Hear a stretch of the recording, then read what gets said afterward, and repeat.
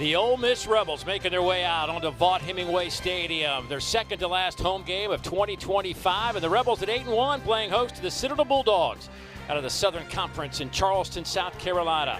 4-5 on the season. We are coming down the home stretch as you're watching the SEC on ESPN.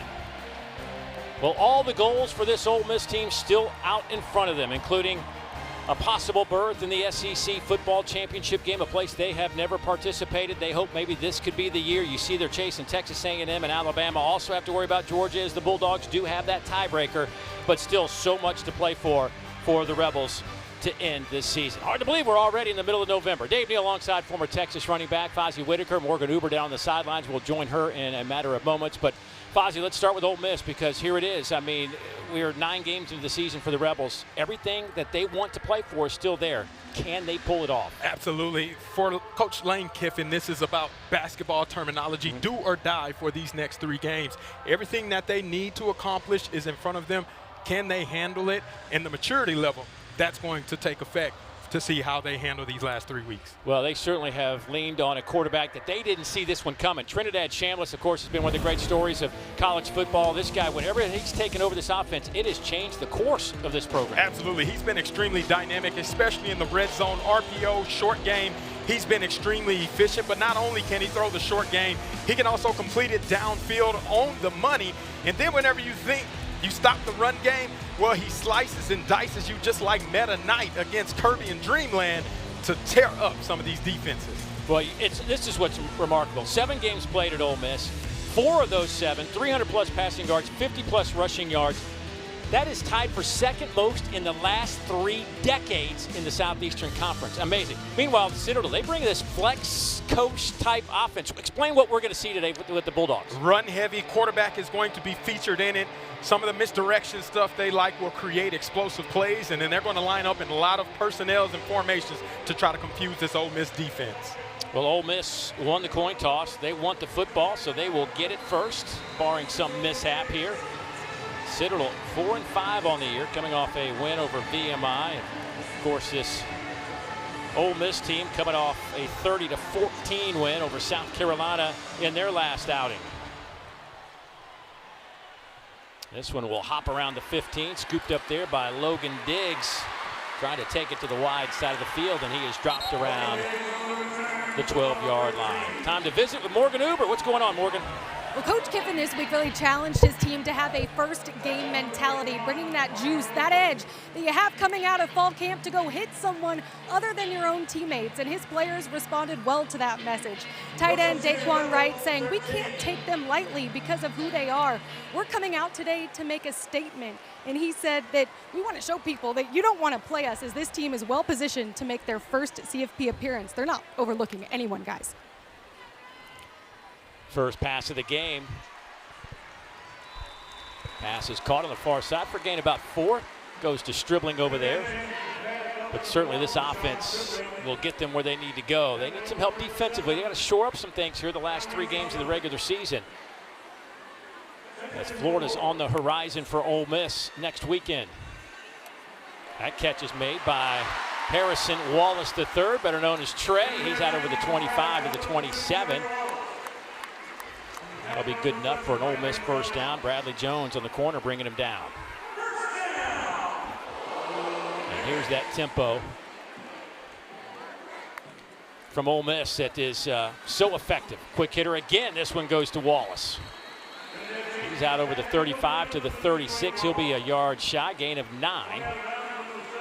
That's what the tempo does for you. It opens up one-on-one opportunities on the edges, and you see Trey Wallace being able to take advantage on those last 2 catches. Trinidad Chambliss completing 61% of his passes on the year. We'll hand this one off, and it goes to Kewan Lacey. Tyreek McDaniel there to meet him in the hole, but boy, talk about a guy that's been such an addition to this offense. And, you know, you can go back to the end of fall, but I don't even think they saw this coming. A guy that they can hand the ball off to 190 times now. Make it 191. First down, Ole Miss at the 45. Kewan Lacey's been real integral to the success of this Ole Miss offense and keeping them on schedule, leading the SEC in rushing touchdowns being that dynamic back that they were missing a season ago. Little tap pass goes to Stribling. Cuts it back. He's inside Citadel territory. Chris Benton there. Benton, 24 tackles on the year now. The junior out of Haines City, Florida. Going empty here. 3 receivers near side. They'll come this way with it. Pass is caught over there by Wright. Boy, they're just picking up 7 to 10 yards on every play, and that is not a good sign right there. As Daquan Wright is down. That was a gain of 13. Boy, and they were just, yesterday in our meetings, they couldn't say enough great things about the way Daquan Wright really kind of finished last year and brought it into the 2025. We'll have more on his story as they attend to him on that sideline back in a moment.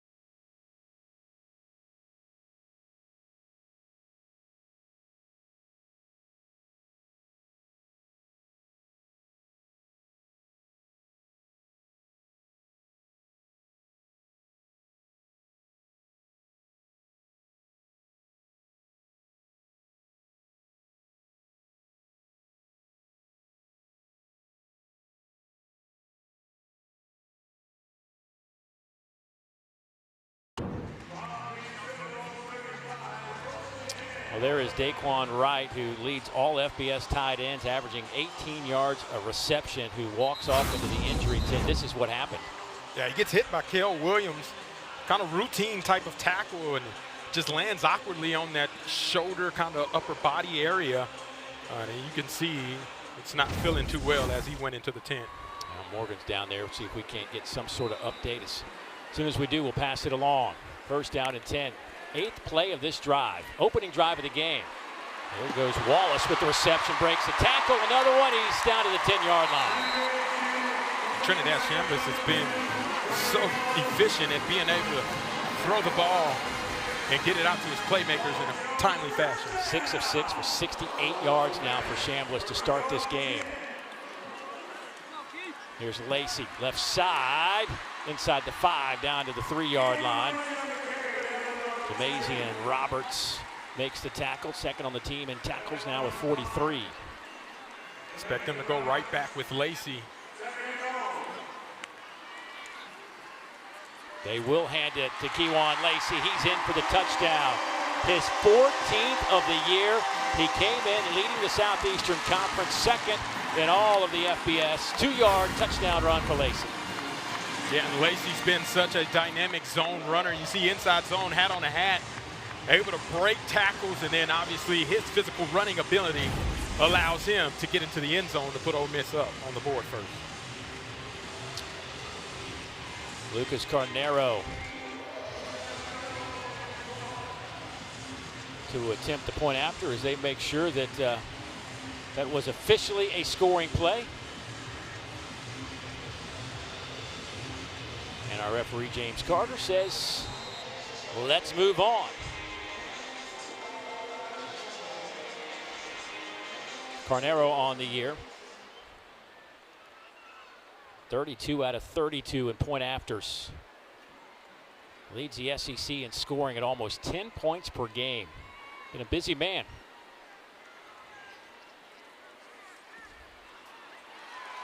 Point after is up and good, and it's 7-0.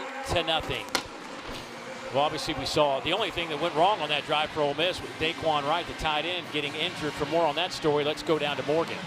Well, tight end Daquan Wright is out of that injury tent for Ole Miss, and he is questionable for return, guys. He had been limited earlier this season. He's had his bumps and bruises, and based on the way that this game goes, they may just end up holding him out for this one. But he's a big leader for this team. He'll certainly be bringing guys up and along on the sidelines, no matter where he is today.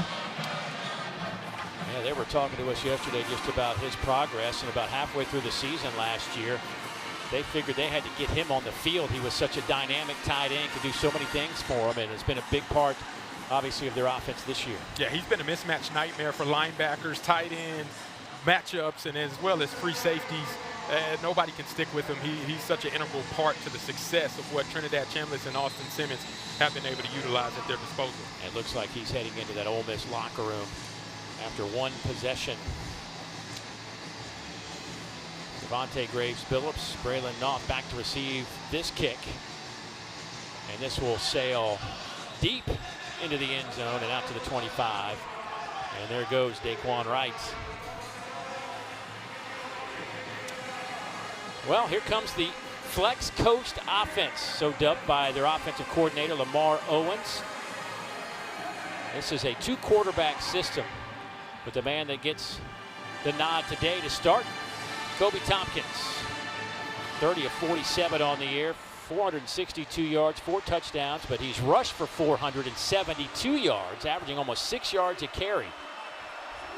They'll stack some receivers to the wide side of the field over there, to the far side of the field, from that far hash mark. Handoff off to the right side. Garrison Johnson Sr., their leading rusher in terms of carries with 74 now. Andrew Jones gets the start at linebacker today for Ole Miss, the senior. Making a hit on his first play as a starter. Yeah, Andrew Jones has been coming on the last couple of weeks, made a couple big stops on a 4th down last week against South Carolina. Getting the nod today is kind of an ode to how he's been performing over the past few weeks and really showcasing his dynamic ability at linebacker. First year, transfer in, started at Memphis, then went to Grambling, his first year here in Oxford.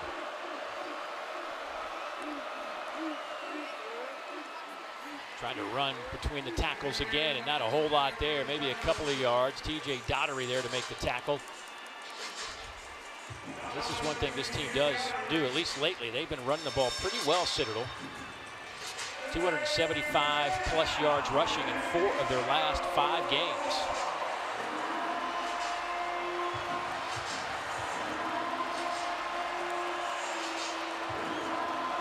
And here's a 3rd down coming up. Citadel 37% on 3rd downs. Ole Miss defense giving up a 1st down on 3rd downs 33% of the time.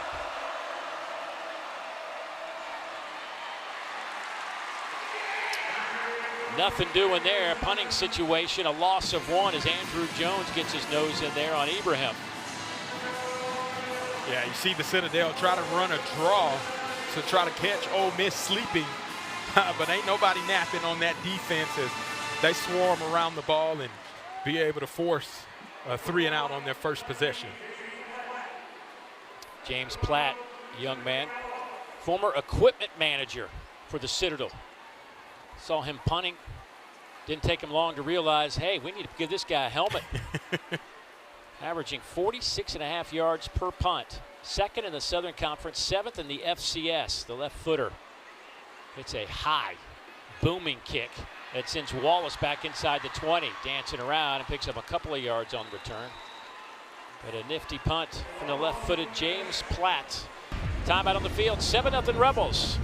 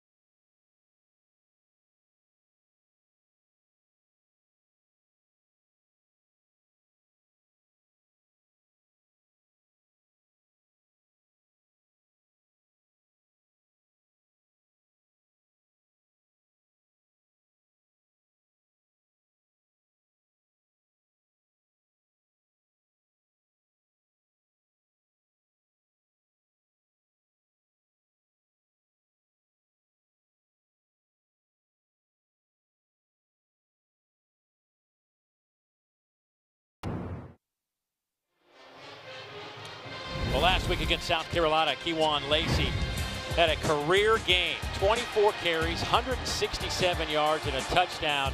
Averaged over 7 yards per carry. And this is a guy that came from Missouri and played 6 games, only had a handful of rushes, and all of a sudden he has become the dude, not just here, but in this league, running the football. Yeah, been a man-child, man amongst boys, and obviously his impact has been greatly appreciated for this Ole Miss offense. His ability to make people miss is what makes him so special and why he's one of the best runners, not just in this conference, but in the country as a whole. And just a sophomore, you can see he's already closing in on some Ole Miss records, including the touchdown record. Needs a couple of more to catch Judkins. On first down and 10, Chambliss comes near side. He remains perfect. That one is caught by Wallace. Chambliss now 7 out of 7. That one picks up 8 yards. Yeah, and the cushion that they keep giving on the wide side of the field, Trinidad Chambliss just takes the ball, easy yardage to pick up a first down.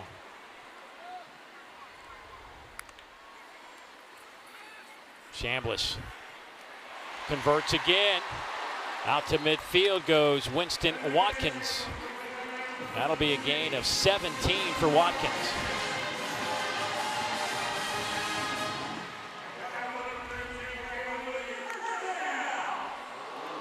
Little play fake, and again Chambliss. Oh, what a catch on the outside by Deuce Alexander. The transfer from Wake picks up 11. Keeping Trinidad Chambliss in rhythm, that's what's been very efficient and made him so special as the quarterback of this team over the past 7 weeks.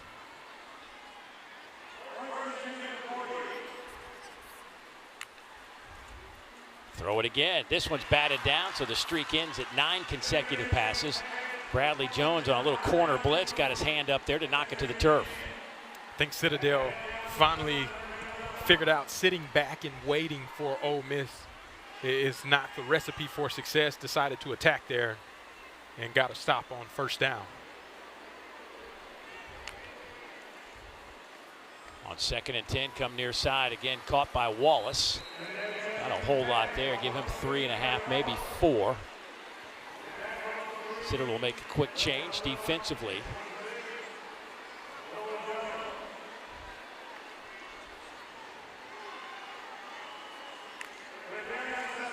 Third and 7, pass caught. Lacey breaks some tackles. He's inside the 30, down to the 25, maybe 24-yard line. Cale Williams, the strong safety, takes him down, but not before Lacey picks up 13. And that's not his bread and butter, at least it hadn't been. Being able to catch the ball out of the backfield shows you the versatility that he possesses, picking up the first down for Ole Miss. Chambliss keeps it himself, nowhere to run, falls forward for maybe a half a yard. Camden Gray, that linebacker, a senior, transferred in from Wofford, making a play. Then bring it up 2nd down, and let's call it 9.5, maybe 10.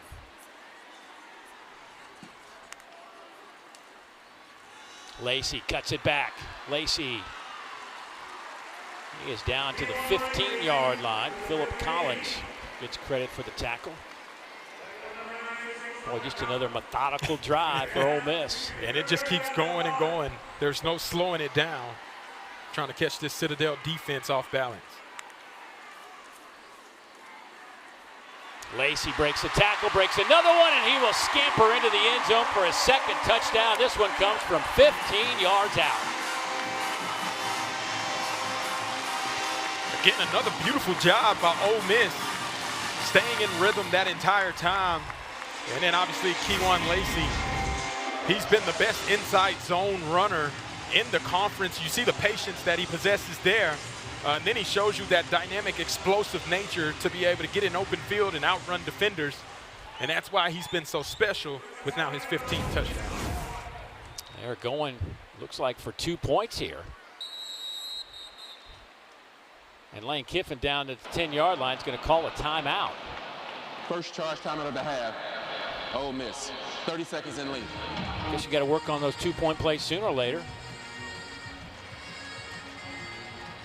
So we'll step aside as they figure out if they want to stick with the 2-point conversion or go the traditional route. Back in a moment.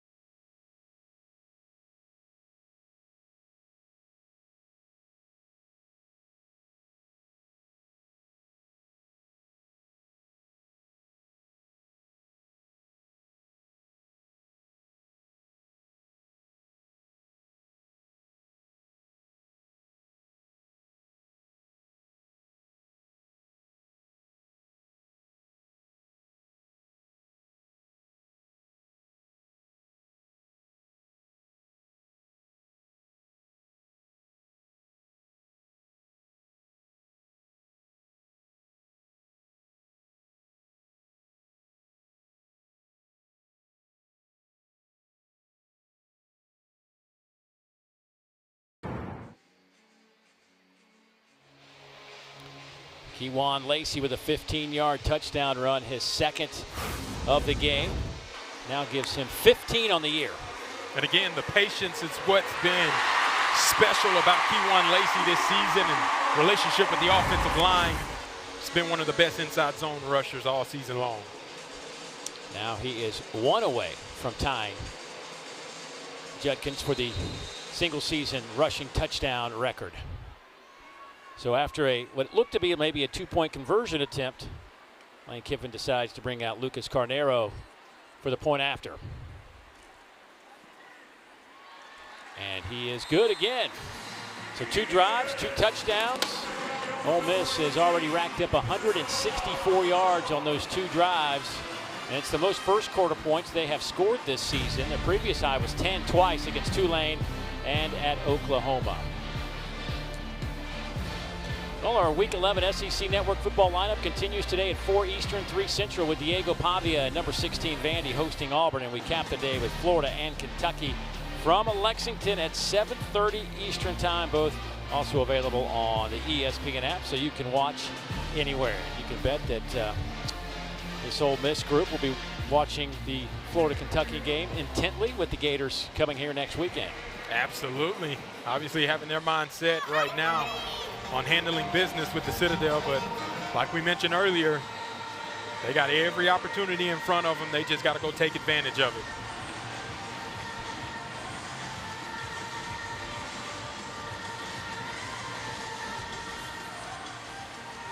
This kick will not be returnable as it bounces through the back of the end zone and out to the 25-yard line. Well, certainly Ole Miss, everything they want to play for is right in front of them, including not only an SEC championship, but a college football playoff appearance. You see the chances to reach the CFP is 77% right now. Squared up. Now, there's so much going to happen. I would be shocked if it plays out this way, but they're squared up with the 11C Virginia in their first game at this point. Yeah, it'd be pretty impressive if it did play out that way, but they have a right-of-way path to the CFP currently in the position that they've created and how well they've played.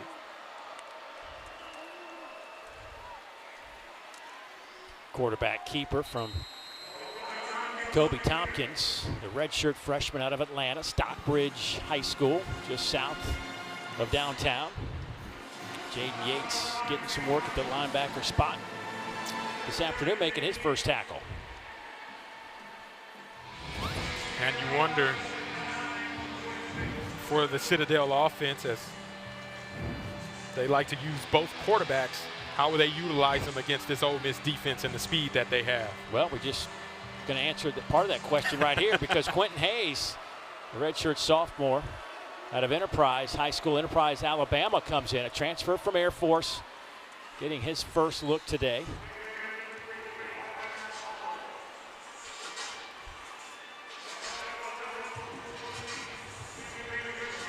Gain of 5 makes it 3rd down and 5. The whole key here today for Citadel is first downs. They're going to chew up as much of this clock as they possibly can. They will run this thing all the way inside at 10 seconds, get it closer to under 5 seconds before they snap it, as you look at the numbers for Hayes on the season.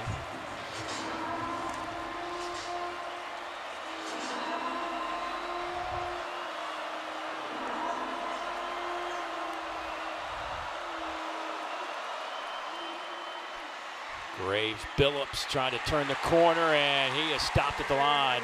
TJ Dottery, the first one there. TJ Dottery has been the heart and soul of this Ole Miss defense, right in the middle of the field. He is the quarterback of the defense, and being able to diagnose plays and then utilize his athleticism to get to the edge to stop Graves Billups from cutting upfield. He's a very special player for this Ole Miss defense.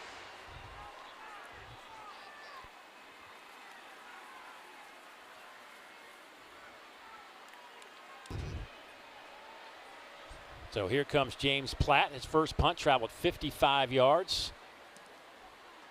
Wallace back to return this one. A little wobbly kick that'll hit it to 30 and take a favorable Citadel bounce inside the 25. Let's see where they end up spotting it at the 23-yard line. So give a 46-yard punt, and the Ole Miss offense back on the field after back-to-back touchdowns.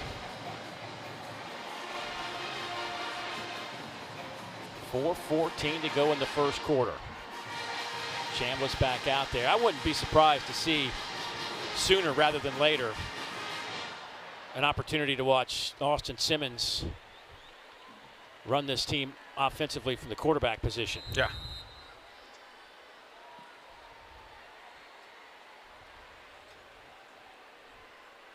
Logan Diggs will check in at running back.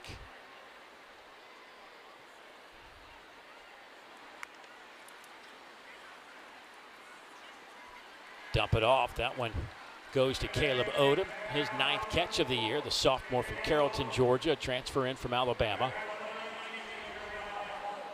We're talking to defensive coordinator Riley Jackson about this defense. They've had their moments. It's been consistency. They have to string together more better possessions, and they've had a tendency to give up that explosive play. Now they've kept Ole Miss in check and made Ole Miss work for their first 2 touchdowns. Yeah. But at some point you got to take a little chance, don't you? Yeah, you got to be aggressive. The time they actually blitzed, they were able to get a stop on first down and batted the ball down. Here's 3rd down, bringing 4. Chambliss pass is caught, and it's going to be close to the line to gain. They went to Odom with that, and he is at the 32 and a half. And they're going to call it a 4th down here, and of course, not uncommon to see Lane Kiffin go for it on 4th down. 11 of 15 on the year. Under Coach Kiffin, they have attempted 198 4th downs. They've made 123. They bring Lacey back in out of that pistol formation. Hand it to him, left side, and he is hit and breaks a tackle, but that's all he gets. Cale Williams came up from his safety spot, and the first one to put the hit on Lacey, and he'll lose 4 yards. Yeah, Cale Williams does an outstanding job. One-on-one. From the free safety position, filing in closely. And this is where Kejuan Lacey has been really good, is forcing that first guy to miss. And he shoves off the tackler, but a little too late as the Citadel defense swarms all from the play that Cale Williams was able to make at the line of scrimmage. Well, that gives the Citadel outstanding field position at the 30-yard line. For an offense that on the season averages just 23 points a game. That is 80th in the FCS.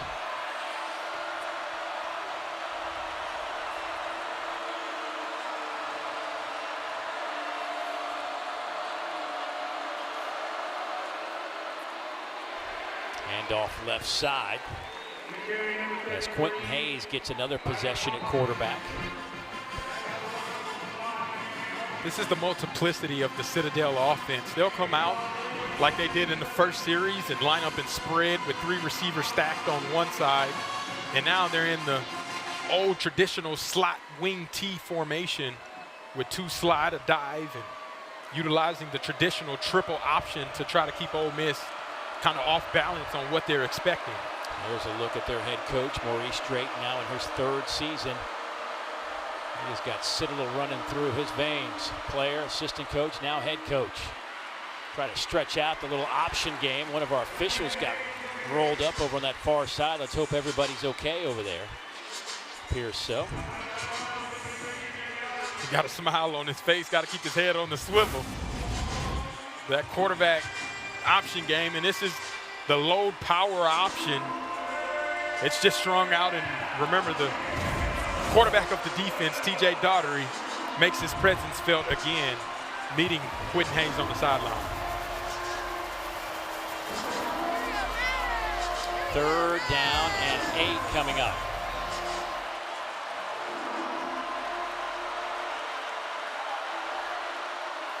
Take a little double pass. Graves Phillips going to throw it. This one is knocked down inside the 5-yard line. Trying to hit one of those big plays. Saul Diaz, the tight end, trying to sneak around, but Rebels all over that one with Wydett Williams along with Jalen Braxton. Yeah, Wydett Williams does a great job knowing that it's 3rd and long, being able to stay deep. You would want Braxton to also be a little bit deeper on that to be able to get a hand on the ball, but well covered by that Ole Miss secondary and forcing a 4th down field goal attempt. Jack Weil will attempt this field goal from 46 yards out. Kick is on the way, and it is no good. So the Bulldogs have great field position, can't do anything with it. They trail by a couple of touchdowns with 1:07 left to play here in the opening quarter. Georgia Bulldogs on top of Mississippi State, 17-7. They're closing in on halftime over in Starkville.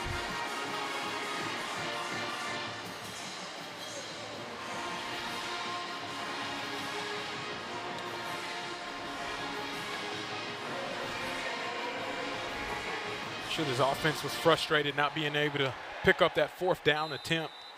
Expect them to see a little more aggression, pushing the ball downfield on this next drive to get back in rhythm. Kewan Lacey will start this drive in the backfield. Chambliss will fake it to Lacey. Quick hitter over the middle, and that one is caught by the tight end, Trace Bruckler. For Trace, his 4th catch of the year, picks up 17, almost half of his total yardage coming into this game.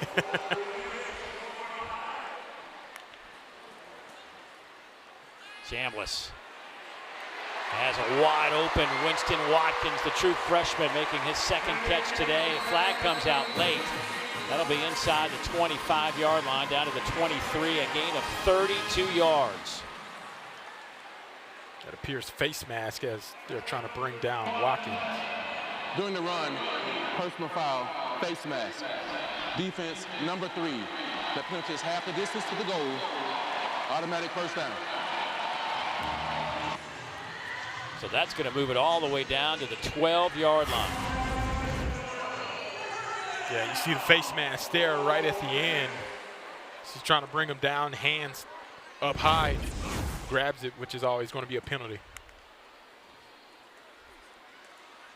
Chambliss looking to throw, ball's tapped and batted around and caught for a touchdown. Winston Watkins from 11 yards out will get credit for the touchdown catch after it hit a couple of different players. It fell right into his lap. Sometimes it's good to be lucky, Dave. I'm thinking he's going to throw it down, just dribbling underneath. Trinidad Chambliss wanted it all, trying to find Watkins as the ball gets tipped. And then Watkins makes a play on the ball. And man, they have luck on their side as this offense is rolling in the first half of this game.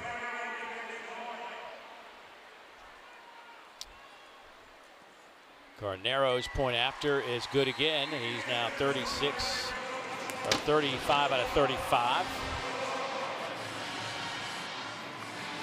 I mean, right place, right time, I guess. Absolutely. Sometimes my coach says it's better to be lucky than it is to be good. Now, we know this Ole Miss offense is good, but when you also pair that up with good luck on your side and fortune, Winnie Watkins being able to haul in and great concentration on that pass attempt, it puts Ole Miss back up by 3 scores now in this ball game. Watkins averaging almost 17 yards per catch. Yesterday in the meetings, they were saying that they want to try to get him some opportunities today. Well, I think it's worked out pretty well with 3 catches and a touchdown. Morgan, you got more? Well, Coach Kiffin complimented his elite mindset. He made the comparison to first-team All-American and record setter Elijah Moore, calling him such a pro. And they've started playing Watkins more as the season has gone on because of what he's shown in practice, and truly an example of if you practice well, the competition is always open. We're not just playing guys on seniority or what they did the season before. Well, Watkins, keep an eye on him, the freshman out of Fort Myers, Florida. Came in with 13 catches. Has 3 catches for 59 yards. By the way, I can't, we got to give some credit to where it's due here with Trinidad Chambliss. 17 of 18 for 190 yards in the first quarter. Yeah, that's the efficiency at its best, and the only incompletion came off of a ball that was batted down at the line of scrimmage. And this is what's made him so special. The RPO game, the numbers are tight in the box. He slings it out, but he does it with accuracy and precision and keeps that offense efficient.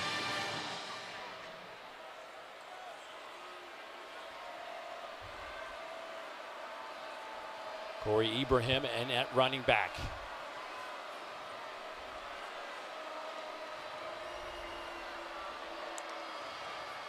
High snap. Hayes handles it though.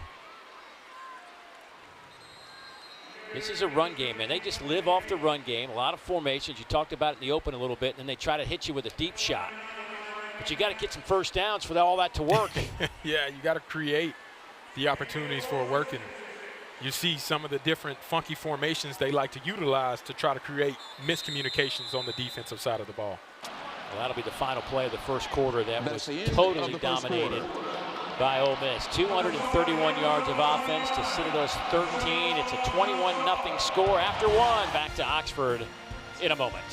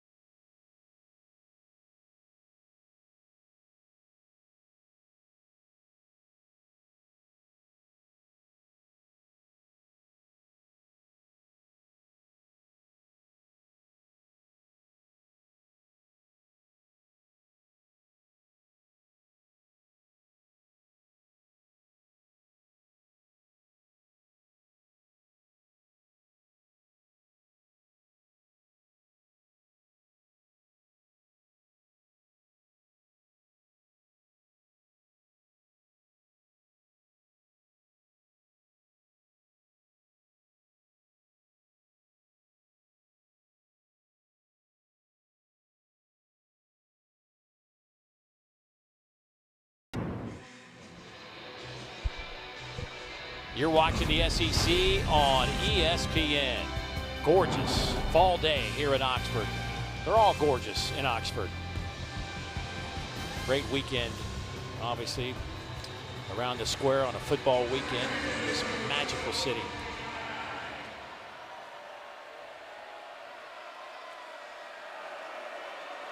Second down for Citadel, trying to find a little bit of room. Didn't find it there. Hayes dropped for a loss of 3. Imani Ellen steps up to make the tackle for the Rebels. That's a guy that's been playing at an elite level over the past couple of weeks against South Carolina and against Oklahoma. Roman Mielen making his presence felt and been really dynamic, rushing the passer and also being able to create TFLs and forcing third and long opportunities like we see here. 8 quarterback hurries, 6.5 tackles for loss, 4.5 sacks.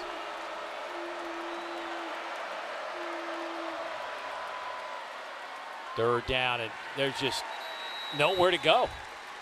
I mean, the moment Hayes gets the football and gets his eyes down the field, he's swarmed by blue jerseys. Perkins there making the tackle. Yeah, Will Eccles also right in the middle of that defensive line, being able to beat his blocker and then kind of stuff what attempt they had with the quarterback being able to pick up the first down. Those two, a formidable pair on that last play.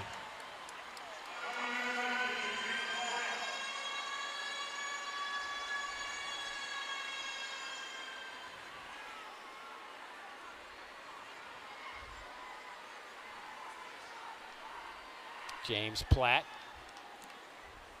High end over end kick. Fair catch called for by Hartrop. And they'll take it at the 31-yard line. Hey, tonight after the primetime matchup in Lexington between the Gators and the Cats on the SEC Network, we will have SEC football final with Dari Noko, Chris Doring, and Benjamin Watson. They'll take you through the biggest stories of the day and break down all the games. You can also catch it in the all-new ESPN app. Certainly a lot to talk about today.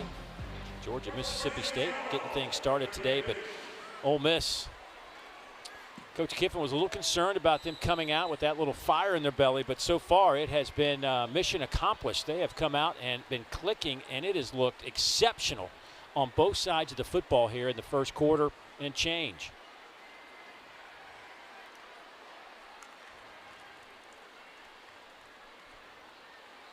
Pass is caught there by Deuce Alexander, his second catch. Again, Chambliss now 18 of 19 throwing the football with a touchdown. Started 9 for 9. It's been such a difference maker on that offense.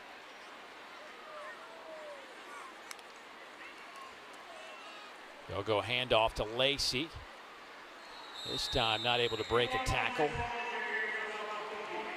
Not even lost a yard in the process. Mikey Rosa, linebacker. Young man out of Charleston, South Carolina. His grandfather, former president of the Citadel. Lieutenant General John Rosa with the Air Force. Nolan Jones back there tripping him up. That's where the tempo really aids in Ole Miss, especially on third downs. The defense having to try to adjust without getting a call in and playing on the fly gives Kewan Lacey a free play to pick it up. Four-man rush. Chambliss coming near side into double coverage, and this one's incomplete, but flags come out. 2 of them.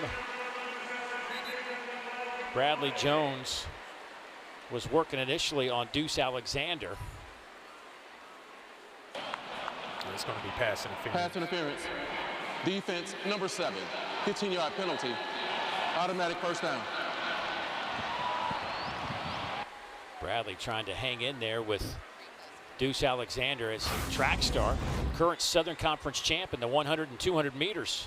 Yeah, and you see he grabs the chest and the jersey of Deuce Alexander as he tries to go up. Hands are colliding. That's obvious pass interference there. Gives this Ole Miss offense another first down past midfield.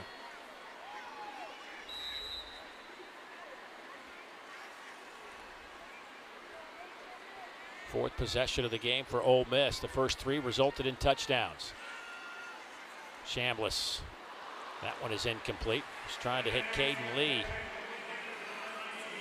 Lee, one of those 20 reception guys on this Ole Miss team. Yeah, I think the middle linebacker, Rosa, may have tipped this ball just a little bit to change the trajectory, as Caden Lee was expecting it to be a little bit closer in his vicinity. Lacey gets it inside the 40, but a flag comes out right in the middle of that line of scrimmage. Mikey Rosa there making another tackle for the Citadel.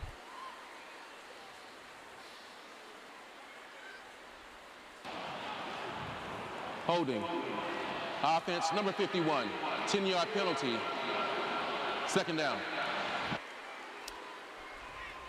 Delano to Townsend. Yeah, he'll be on the backside, left guard. He's reaching the nose tackle. Just twist him up out of. That's a little ticky-tack there. I didn't think that was holding by any means. Chambliss, good clean pocket. Pass is caught there by Wallace. He's inside the 35 down to the 34-yard line.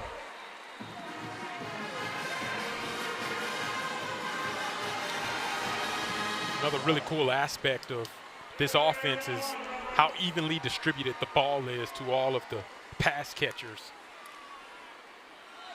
There goes Logan Diggs. He's inside the 25, down to the 22-yard line.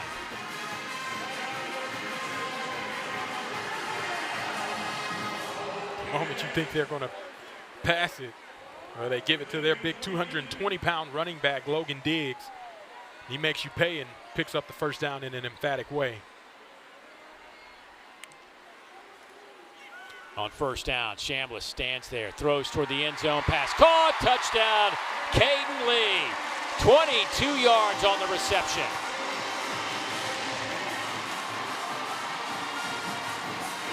Beautiful job by Trinidad Chambliss taking the time, the offense creating the pocket for him to be able to go through his progression. And he finds that one-on-one opportunity. And just look at the pocket, it's so clean. I mean, Trinidad Chambliss can bake a cake back there and places it behind the linebacker and in front of the safety with the one-on-one opportunity. And Caden Lee obviously takes advantage of that matchup and puts Ole Miss on the board yet again. Ole Miss came in averaging 36 points per game. They put up 28 now. 10:48 to go in the second quarter.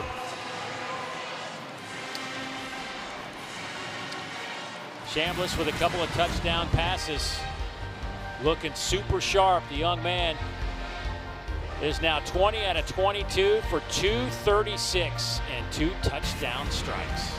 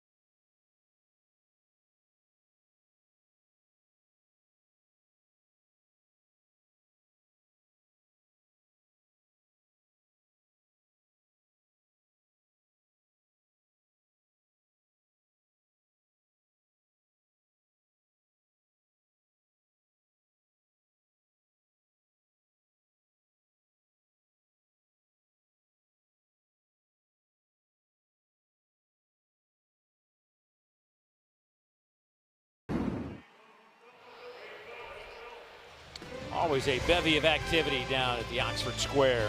So much to do. Great restaurants.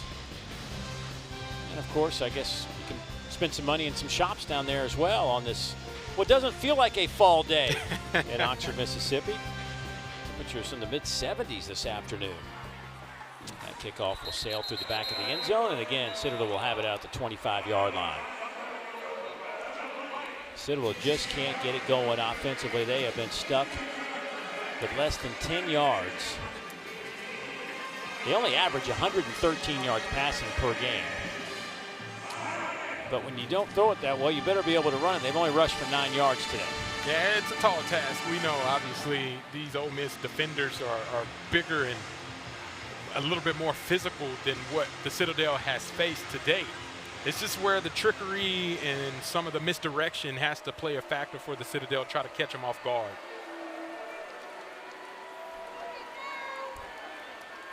Again, just trying to move that interior of Ole Miss. If Will Eccles, Xavier Harris, Marius Brown, whoever's in there, it's just been a tough ask for this Citadel offensive line today. There's some big fellas in there, Dave. 310, 330, 6'8", 6'5". It's a lot of meat and muscle that the Citadel is tasked with. And in my opinion, I think they have to utilize what made them successful in conferences, faking some of the option and then throwing down the seams to be able to open up some of their run plays. Handoff left side, tackle made there by Umamielen. We're also getting a look at Andrew Maddox on the defensive line for Ole Miss. They were telling us yesterday, the true freshman out of Hattiesburg, they're really excited to see him get some snaps today. Yeah, a lot of guys going to get an opportunity to rotate in, especially with a physical type of running attack that we're seeing from the Citadel. Harrison Johnson, the running back. Your quarterback is Kobe Tompkins. Tompkins splits out wide, and it's a direct snap. Out over the 35, close to the 40. The pile's still going out over the 40. That one goes to Bo Harrington. The little guy was hard to see, 5'9", 185. Yeah, and using some of that misdirection, a little sleight of hand, running back draw, being able to utilize his size against the Ole Miss defense where they can't see him, and then drives his legs to be able to push and get that first down. Running that flex coast offense. A combination of the flex bone and the West Coast offense. Of course, their offensive coordinator, Lamar Owens, played for Paul Johnson at the Naval Academy as Harrington takes that handoff. And then coached with Paul Johnson at Georgia Tech for 11 years, so he gets that. But he's also spent some other time to adopt some of that West Coast flavor. Yeah, 49ers and the Broncos he mentioned, so being able to tag what everybody does on each play makes it a lot easier and guys to be able to roll in and get the play called and ready to go. Well, how about this formation? They will bring 4 out here to the near side. There is no offensive lineman attached to the center. Bartolucci.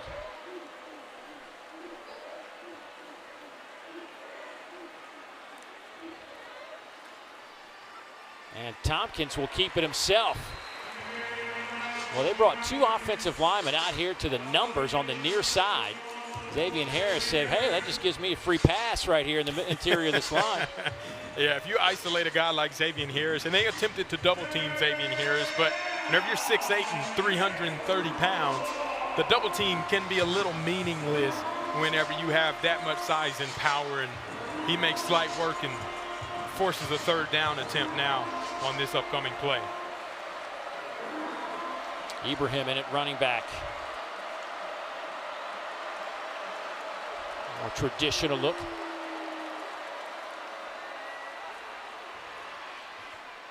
Pass is caught around the 40-yard line. That'll be a first down. It goes to Jihad Marks, who has been their big play guy. He averages 36 yards per reception on now 9 catches. Yeah, he's a big play guy, and obviously this is a big play that they needed.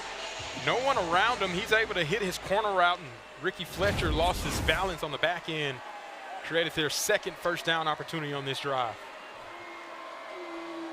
First 2 first downs of the game right away.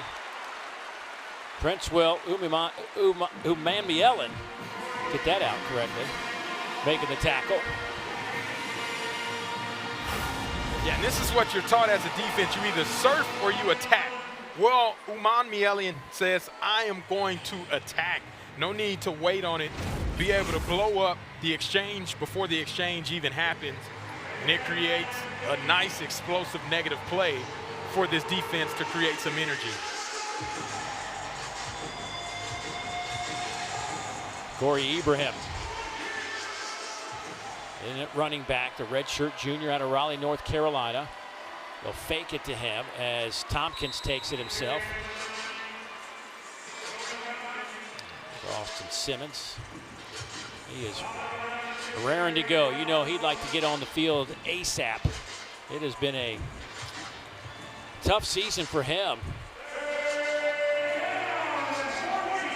Just kind of getting hurt. He was your starter, and it was so high on what he was bringing to the table. But while he got hurt, as the story goes, Trinidad Chambliss steps in, and there's no reason to take him out the way he has been so dynamic at quarterback. Just an unfortunate situation for Austin.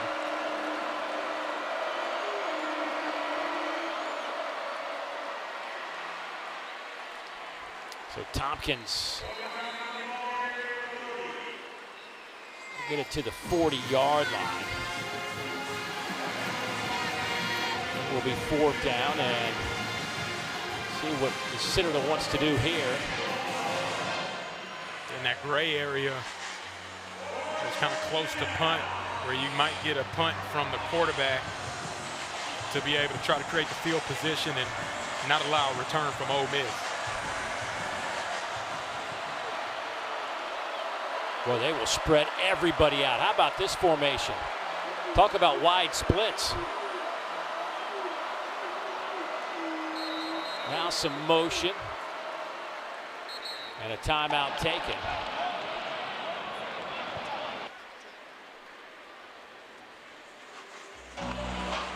Delay of game.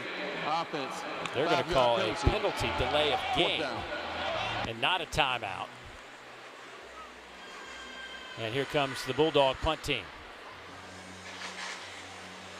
And that was intentional by the Citadel to give them some more space to allow their punter to be able to hopefully try to pin Ole Miss inside their own 10-yard line. I'd like to see them try to run a play with that formation, though. I don't know if it would have worked out well. They used up all 55 yards, the width of this field.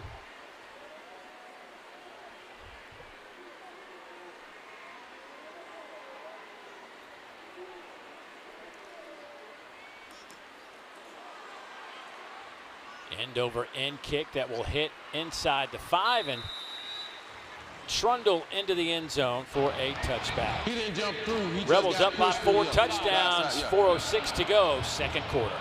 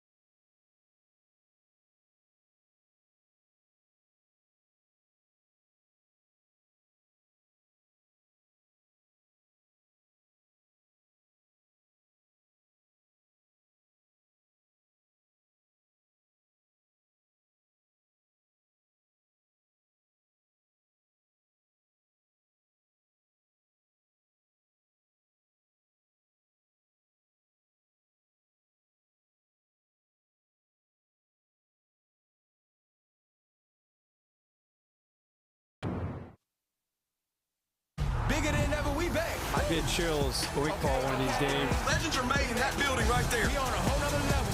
Bigger than ever we've been. SEC champions. December 6th, we'll figure out who's going to be your SEC champion for 2025. The Rebels still hanging in there right now. You see the percentage to reach the title game. And Alabama is the favorite, based on ESPN analytics, to win the SEC championship this year. But Ole Miss still in the hunt now. Anything can happen, Dave. We've seen it go so many different ways and opportunities. And with these last few weeks of conference play, who knows who'll be playing in the championship game and winning it all in the first week of December. So Logan Diggs, the senior out of Louisiana, transferred in from LSU in the backfield. Chambliss still working here in the second quarter, and he'll be dropped. I don't know if he got back to the line of scrimmage or not. Chris Benton may get credit for that sack. See how they list that in the statistical machine that is Stats Broadcast. That was a covered sack. Or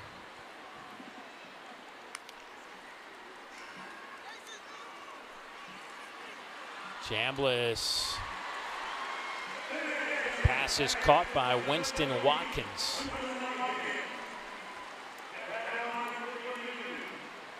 It's a great job by Winston Watkins, expecting the hit, hanging on and taking a blow to pick up the first down. Handoff goes to Diggs. Big collision at the 45. He pops up in a hurry. Gain of 11 and another first down. Showed an unbalanced look. Got Logan Diggs one-on-one with the safety, and he made him pay, delivering a physical hit at the end of that run.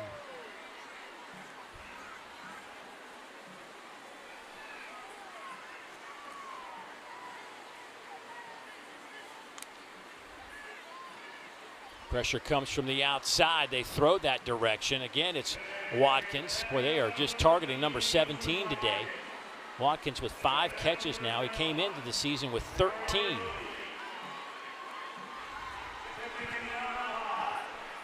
He's going to be another guy with 20 receptions here the way we're going. They have 6 coming into today. They have 20 or more receptions.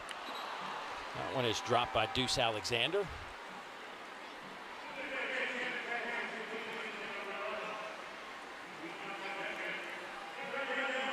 Here's what's so difficult to defend about this Ole Miss offense is so many guys are involved, and you don't really know where Trinidad Chambliss is going to go with the football. And with how dynamic the receivers and the playmakers are, it really creates strain and stress on every single play. Well, nice catch out there by Stribling. Got that one off his shoelaces. That's his second catch. How about Chambliss now with 23 completions to 9 different guys today? It's incredible. 2-minute timeout. Ole Miss driving, leading by 4 touchdowns here at Vaught-Hemingway Stadium.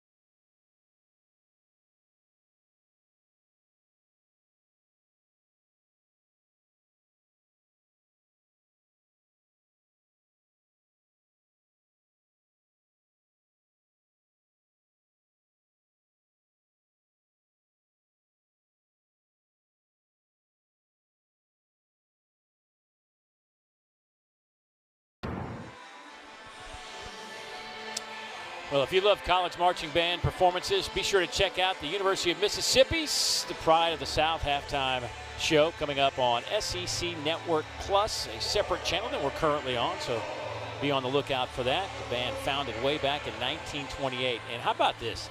We found this out yesterday. They have a $5.5 million practice facility that opened a couple of years ago for the band. How about that? That's some dedication. Incredible. Well, with 2 minutes to go here, Austin Simmons making his debut on this Saturday afternoon. His first snap comes on 4th down. They will move the pocket this way, and he will complete the pass, and it goes to Luke Haas. And that will be an Ole Miss first down. So Austin Simmons at 6'4", 215, comes in for one play, does his job, and just getting him loose, I guess, maybe for the third quarter. Yeah, rolling out to the left-hander. It's an easier throw. Another catch by the tight end. Haas makes his second catch of the day. That one picks up 15. And this offense is back to Willen and Dillon, picking up that first down and moving fast yet again, trying to keep Citadel off balance.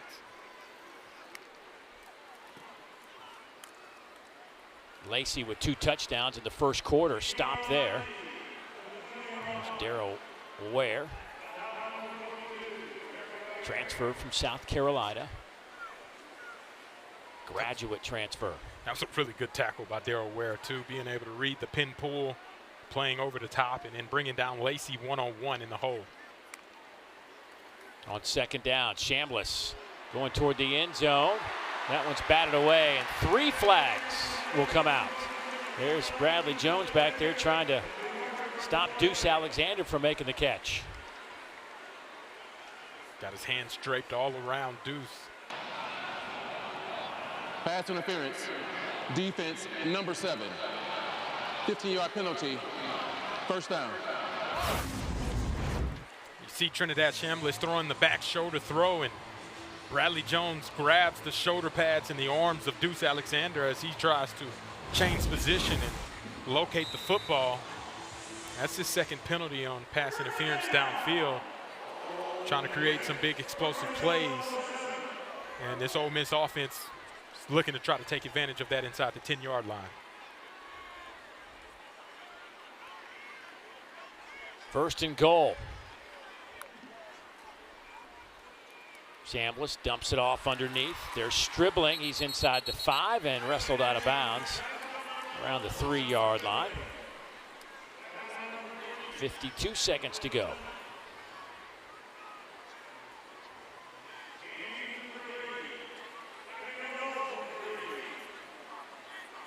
Here's where you see Trinidad Chambliss typically get involved utilizing his legs in the running game.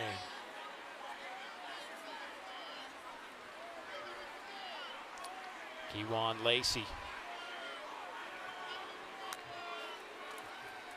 They'll give him the handoff, try to get the end zone again. Does he get in? Touchdown. He has just tied the Ole Miss single season rushing touchdown record, held by Quinshon Judkins.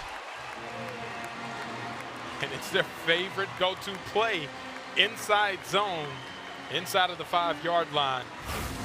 Showcases his dynamic ability, reading the blocks off of the edge. Luke Haas seals the deal and allows Kewan Lacey to keep that momentum, lowering that shoulder. He takes on 3 defenders to end up in the end zone, and an Ole Miss special. Got to be able to celebrate the score with one of your signature dunks on the goal. Between the legs, what are you giving that? Dunk contest? Is that an 8, 9? Giving it a 10? No, I'm not going to give that a 10. You got to come with something better than that. That was pretty good, but that's not a 10. You got to like break the backboard or something. Regardless of the score on the dunk, it is his 16th touchdown rushing this year, tying the Ole Miss record. Taking it in, he sees that opening, plants his foot into the ground, lowers his shoulder, and finishes emphatically with the dunk.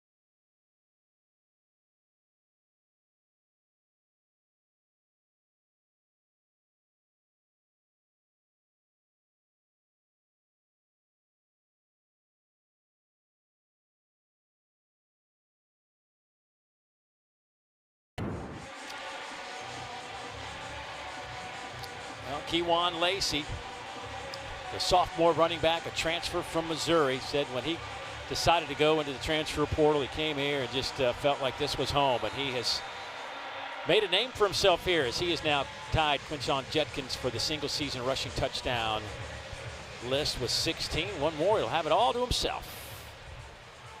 35-0.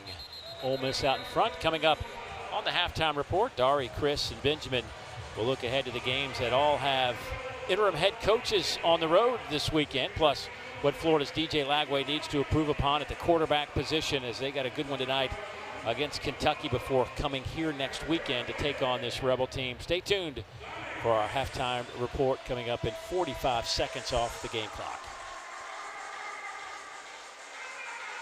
I would think if I'm the Citadel, run it once. I hope that's enough to get you into the locker room. Sebastian Boyle will check in at running back on this first down snap.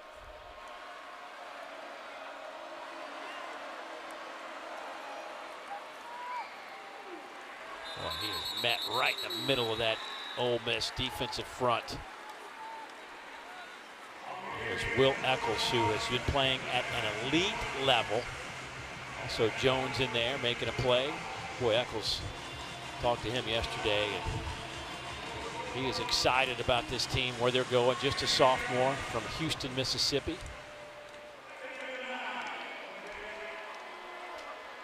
He's been making big time plays on that interior defensive line.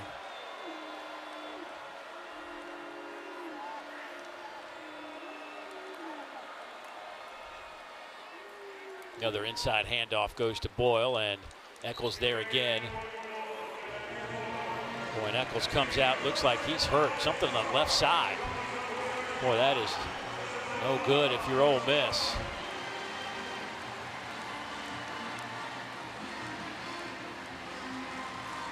Over 40 tackles this year for their 310-pounder in the middle of that defense.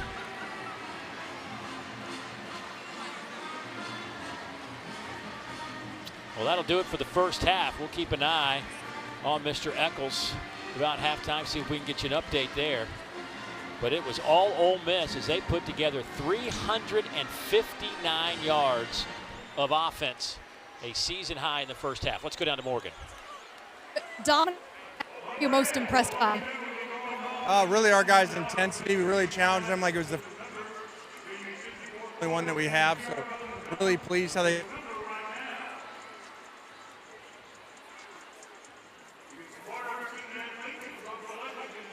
Austin Simmons come in on that one. What is the plan moving forward at quarterback? I think for Trinidad, hope will go well, and then we'll go to Austin, and hopefully Austin will do great. Thank you, Coach. All right, thanks.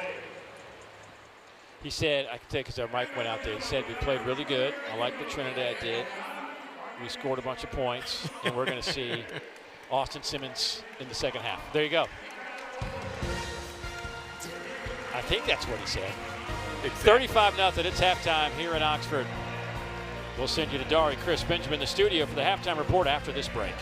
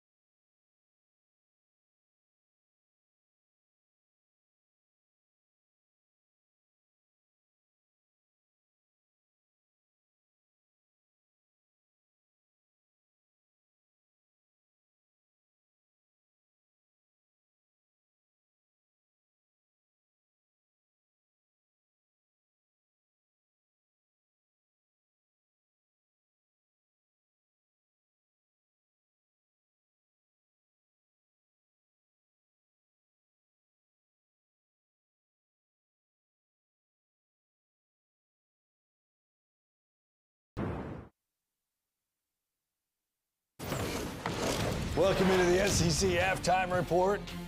Doring Watson, and it's always very good to see you. So let's look ahead to some other games coming up a little bit later.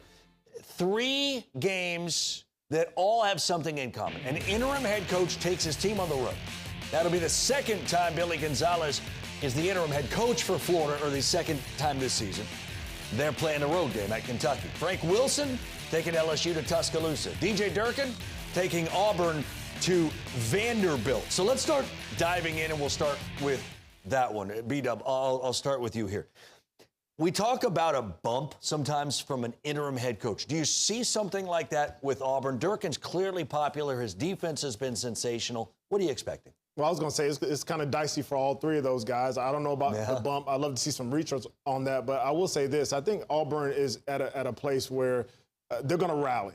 They're going to rally around their coach. They're going to try to play well. They've heard what everybody said about him. My worry for Auburn, however, is not necessarily Auburn particularly, but it's who they're playing. And the fact that they're playing a Vanderbilt team that has a lot to play for, has played great that last quarter of that Texas game. Coming into this game, they've got a quarterback in Diego Pavia who is dynamic. And I look at Auburn, and they're struggling to figure out who's going to be the signal caller. And not only that, how is he going to connect whoever's behind the playing quarterback for the length of the game? How is he going to connect with those weapons that we talk about all the time? And so I've got a lot of questions for Auburn. I think they'll be energized. I think it's a prideful group, but they're going on the road playing against a Vanderbilt team that has a lot to play for, and we've seen them perform, especially at home, that defense. Yeah, stop me if you've heard the story before, but the defense is going to play really well. They're going to keep the offense in the ball game. The offense is going to do nothing, and they're going to lose the football game.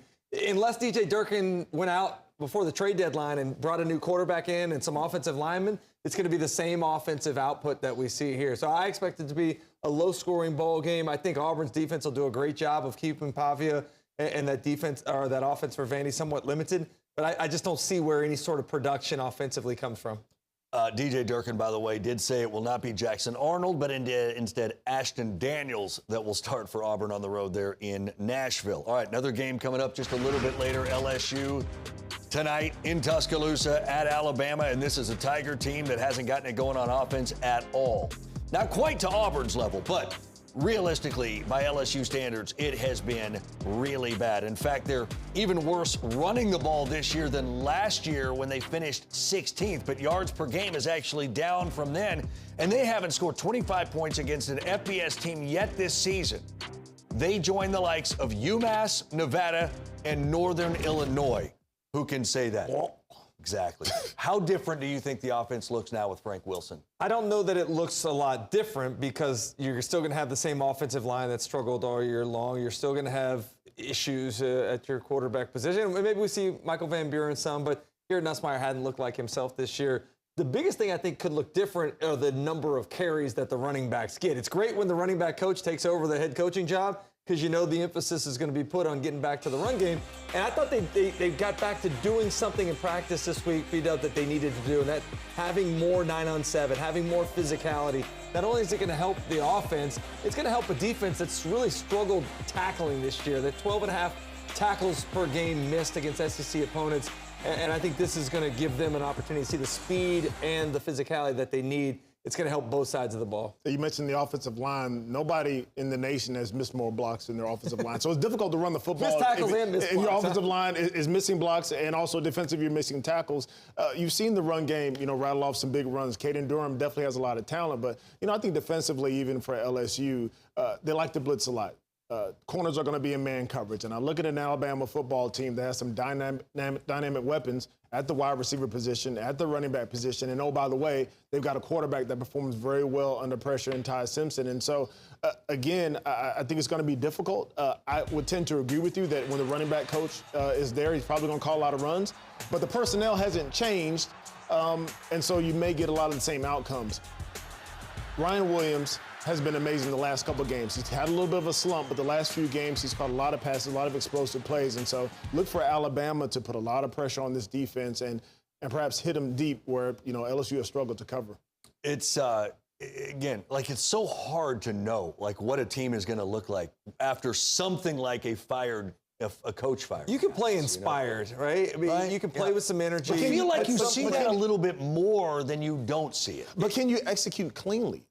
That's the question. Well, if you couldn't do that before, can you do that now? Like, you are who you are to some degree, but is it? Well, we're not talking about assignment bust necessarily. We're talking about, I think, in some cases where you just don't have the right guys in the right position, or they're young and haven't been developed yet. I don't know what you can do to overcome. By this time, the offensive line is who it is. Like, changing coaches is not going to change that. Well, what's I'm saying, there's an energy there. You rally. There's pride and all that type of stuff. But it's a 4-quarter football game. Like, it's 60 minutes. And so it's at Bryant-Denny Stadium. Yeah, that's the most important thing. And so, look, if it was a quarter, and this is like a heavyweight fight, and you come out all juiced up, like, that's one thing. But to execute with 11 guys over and over again, 11 guys on both sides of the football. And, oh, by the way, you got to do that on special teams as well. To do that for the length of a football game, emotion alone isn't going to carry you. Execution will carry you. You saying that reminds me of the old Mike Tyson. Everybody's got a plan until they get punched in the face. That's exactly right. They can come out there with some energy for a minute. That's exactly right. Once Alabama, they could get knocked to Bolivia. Nobody wants to go to Bolivia. All right, another game coming up a little later is at night in Lexington. And Florida and Kentucky have played some absolute classics, and it seems like about every single one of them's been here on the SEC network. Gators coming off that tough loss to Georgia, and Kentucky, they're going to look at this and say, this is a team we think we can get. And there's no reason for them to think they can't, because they're facing a quarterback that has been very inconsistent. Yeah, and they also got a big win last week. And so, you know, you think about emotion or whatever when it comes to Coach Stoops. I mean, this is a team that has struggled over the season, quite frankly, and so they've got some energy. But you mentioned DJ Lagway. He struggled, left a lot of opportunities on the field. Even looking at the Georgia game, you know, there's an opportunity to score right here. This is man-to-man coverage, and the outside receiver here, they're layered to kind of create some distraction and make it difficult for the defender to carry and to cover his receiver. But instead of hitting them early on the sit route, you have another opportunity to hit him on the sit route right here. There's nobody within 5 yards of the receiver, and DJ Lagway instead has his eyes down. He's looking outside. Man-to-man coverage here as a quarterback, you want to see man-to-man coverage because you know what? It's going to be a big, big play. DJ Lagway has been inaccurate over and over again this season on hitting big plays. Here's a corner route, and he simply, CD, overthrows the wide receiver. I mean, great release by the receiver. And then here, this is the play that everybody talked about. Was it a catch or not a catch? I don't know. We're not going to have the discussion here. But you got a shallow cross, number one. You've got a dig, number two. You got a post, number three. And you're going to see all these receivers be wide open, either for a first down, a 20-yard gain, or a touchdown. And DJ Lagway can't set his feet. He's not getting enough velocity on the ball, whether it was an injury. And CD, you talked about the fact that he wasn't able to go through much of training camp and much through summer. You see some of the ramifications of missing time in the way he's got jittery feet. He's not setting his feet. He's not seeing the plays, and he's not quick with the release the way you have to be. On that play alone, he could have picked any winner and got a first down or even a touchdown. Yeah, I don't think he trusts his protection. The footwork's not very clean. His eyes aren't in the right spot. The fundamentals just aren't there. And you wonder what he could have been had he had that time in the offseason. But let's not take anything away from Kentucky. I was thoroughly impressed with what they did defensively, albeit against an Auburn offensive line that we talked about was pretty poor this season. But 12 tackles for loss, 7 sacks last week. They got after the quarterback. I actually think this is maybe a sign of things coming together. You got Cutter Boley on the other side giving you signs of hope. That's what a team wants, is hope. Cutter Boley's giving them hope. The defense playing better. This is a dangerous spot for Florida to walk into, and I think that you win that game, there's a chance that Kentucky can find a way to get bowl eligible and maybe even knock off their rival at the end of the season in Louisville and save the season. And those fans have hated Florida ever since a skinny dude wearing number 28 caught a big touchdown pass late in the football game. Sucked. He did suck. Still skinny. Stick around all day with us, why don't you? SEC football final, recapping all 6 games and anything you really need to know as it pertains to playoff hopefuls around the nation. It's SEC football final.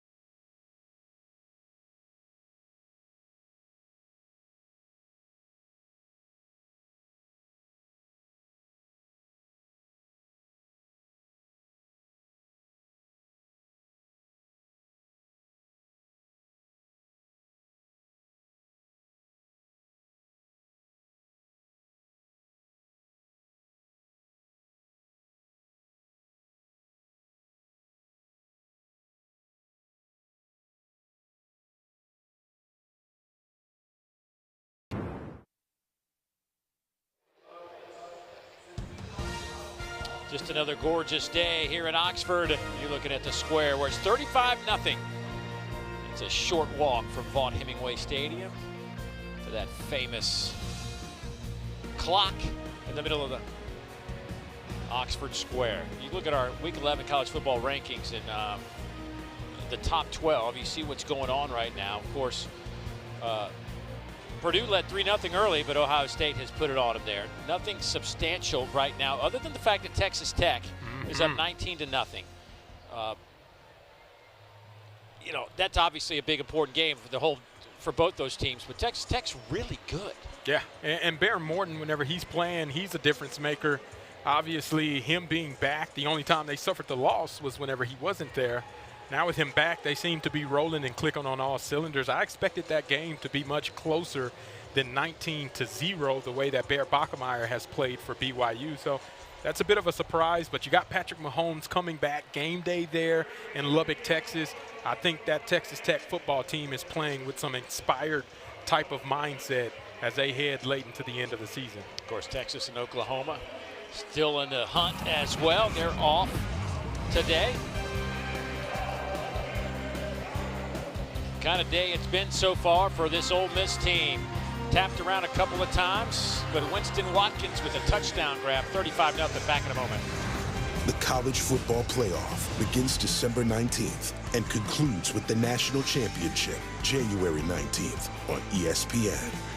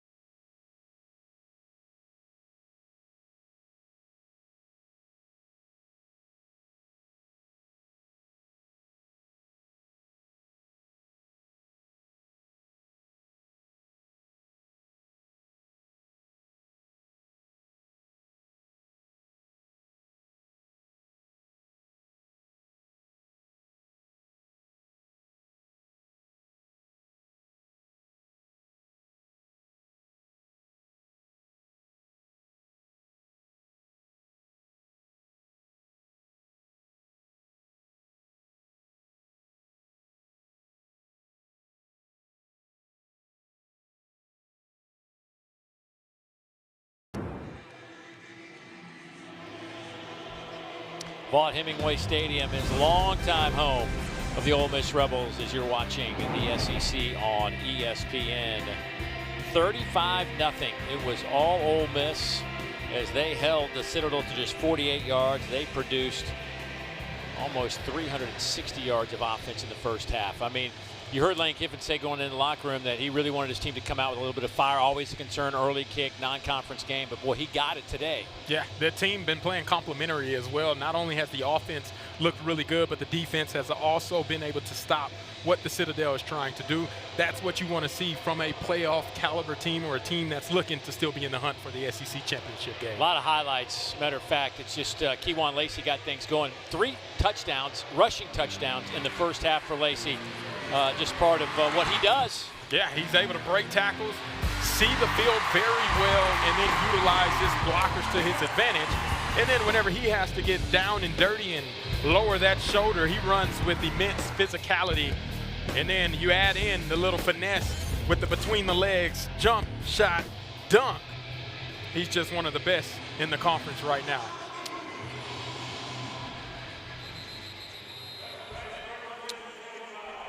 359 yards of offense. The Citadel with 48-16 through the air. That was on 1 pass. And 32 rushing yards. Of course, Lacey ties the school record for rushing touchdowns in a season. And he now leads everybody in the FBS in rushing touchdowns with those 16 on the year. Boy, just an amazing guy. He only carried the ball, what, 24, 25 times last year at Missouri. And he comes here and he's going to have easily 220 carries this year. Yeah, he did that last week against South Carolina with the number of carries he had and made every rep count. He's been doing that and hasn't looked back since he's joined this Ole Miss football team. The Bulldogs will start this one. Kobe Tompkins at quarterback. Andrew Jones out there in open space, making a nice tackle on Garrison Johnson Sr. And there goes Andrew Jones, and it's kind of been a revolving door. It's that other linebacker that plays next to T.J. Daughtery. We've seen Yates, Chambers, and Jones, and Jones is kind of stating his case as to be the guy that can become the staple down the stretch of this season to line up next to T.J. Daughtery and kind of be that presence for this football team defensively. On second down. Little flea flicker type of play. Going up top, looking for one of those big ones, and that one is incomplete, knocked away at the last moment. Trying to hit Hakeem Monroe out there on the wide side of the field and just couldn't come up with it.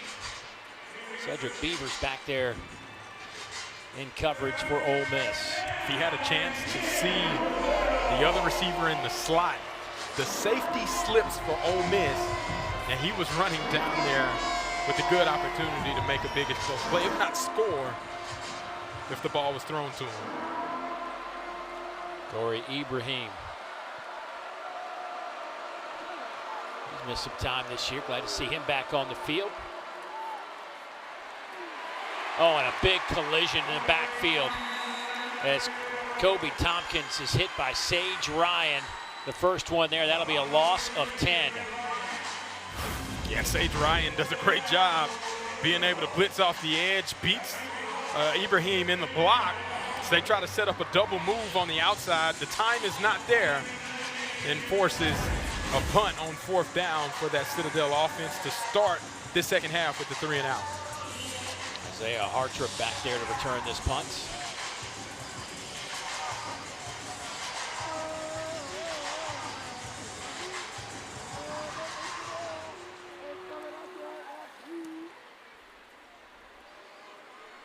James Platt will punt this one. It'll bounce out of bounds inside the 45. They will mark it actually at the 47-yard line.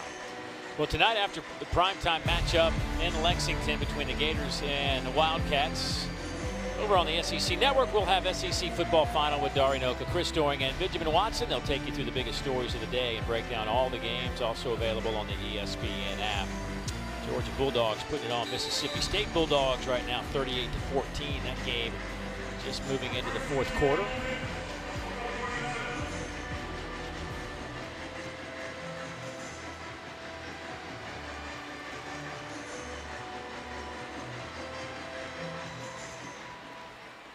So Trinidad Chambliss will start the 3rd quarter at quarterback. Logan Diggs will start at running back, but they will throw it here. Pass is caught. That one goes to Caleb Odom. Caleb still on his feet. Caleb inside the 20 and finally pushed out of bounds inside the 15, down at the 13 by K.O. Williams, a gain of 38 yards. Yeah. Caleb Odom is like a bigger physical receiver with the way he's utilized and the opportunity that he has to be able to showcase his dynamic ability. What a great play. Just get him out on the edge, and he's able to break tackles and outrun defenders for a big explosive play to start the second half offensively for Ole Miss. Chambliss now up to 320 yards throwing the football. 26 of 29. Corner blitz, they go that way with the throw, and boy, that's an outstanding catch by Wallace. That was a seed out there, twisting and turning, and he held on. Yeah, and you see Trey Wallace expecting the ball as he's the hot receiver off of the blitz, and Trinidad Chambliss recognizes it and flips it out there very quickly to be able to get an efficient play on first down. They're going to take another look to see if he actually had The control ruling of on the the field football. is a Hard to completed see. pass.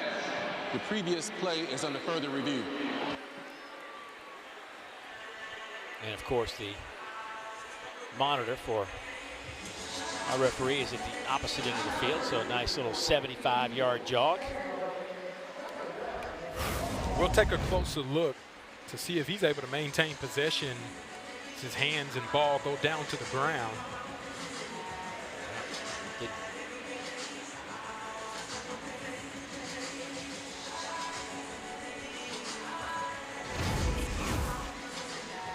And we'll come back to see if he maintained possession.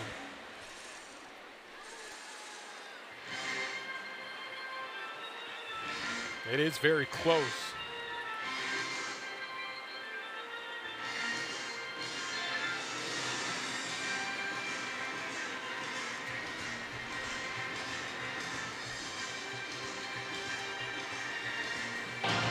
The ruling on the field of a completed pass is upheld. It will be second down. Yeah, I just don't know that there was a not. I mean, it was hard to see as he kind of turned on the ground if he had complete possession, but our initial, I think everybody's initial reaction was he made the catch. Nice grab by Wallace, who now has 7 catches for 81 yards. Been targeted 7 times, come up big every single time. Yeah, 7 for 7. I think that's a good percentage if you ask me. And being able to be that kind of first go-to guy, especially to be able to be the hot read on a blitzing defender, Trinidad Chambliss shows a lot of belief in what Trey Wallace can do. Chambliss throws again, pass caught. Again, Wallace. He'll have enough for the first down. So it'll be first and goal now.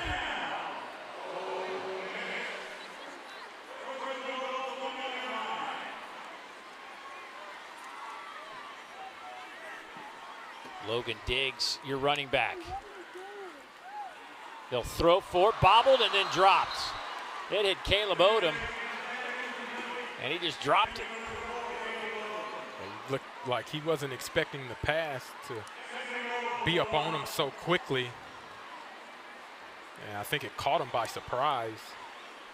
Ultimately ends up in a drop. That could have been an opportunity for him to get into the end zone for the first time today.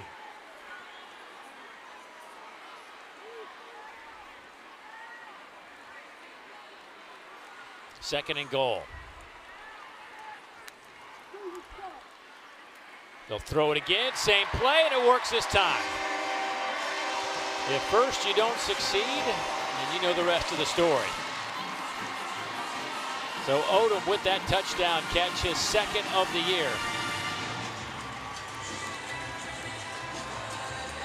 I think that's what I love about Coach Weiss and Lane Kiffin doing a great job. Hey, we understand you wanted that opportunity on the first go round. It wasn't there. We're going to window dress it just a little bit, come back right to you on the second play. He's able to capitalize and score a touchdown.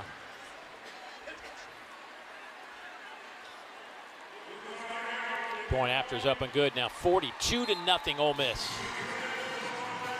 Yeah, and they've been explosive all day long. Well, coming out of second half, you still want to play with that fire. Caleb Odom showcases how explosive and dynamic and fiery he can be. And it sets up the touchdown. He got him down there. Go ahead and reward the big dog in the end zone.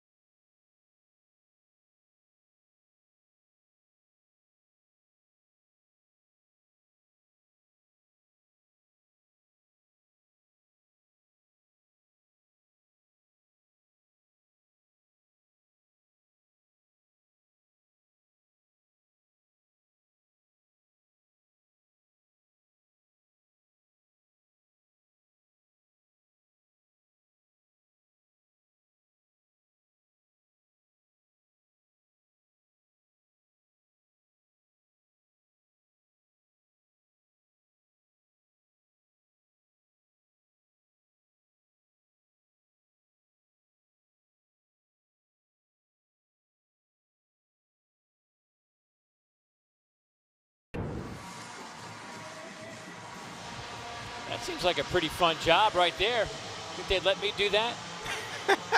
Well, I don't know if you'd be able to get on top of the tallest player, 6'8". Good point. Very valid.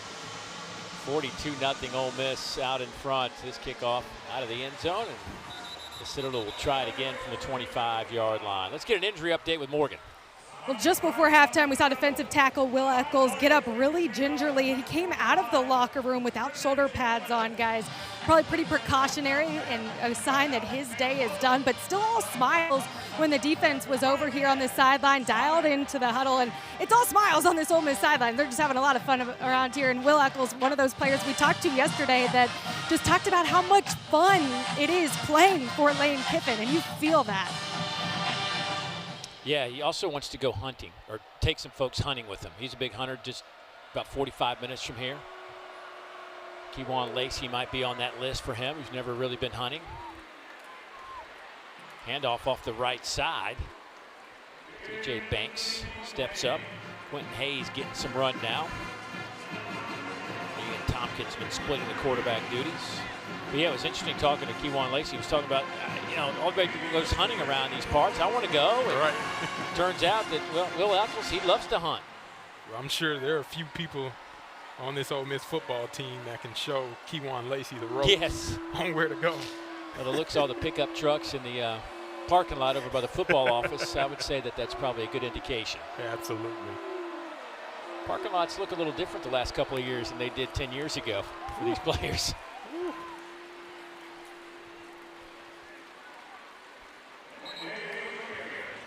Quentin Hayes trying to find a little bit of room to run. You know you're in the football parking lot when you start to see the cars. You're like, I found it. Whenever you have to question, is that a coach's vehicle or is that a player's vehicle, then you know you're in the right spot. Times have changed. Well, I sure wish I was playing Yeah, I this know. time. You missed it, didn't you? Third down and short for the Bulldogs.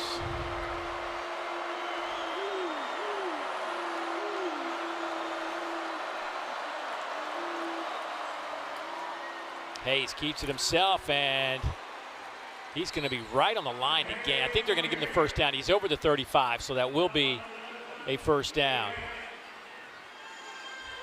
Physical run by Quentin Hayes. It appears like the Citadel is going straight more of the quarterback run game with a +1 in the lead blocking category, and then Quentin Hayes showcases his toughness, being able to try to fight for that extra yardage and picking up that first down, but he took a hit to be able to get his team on the field for another chance.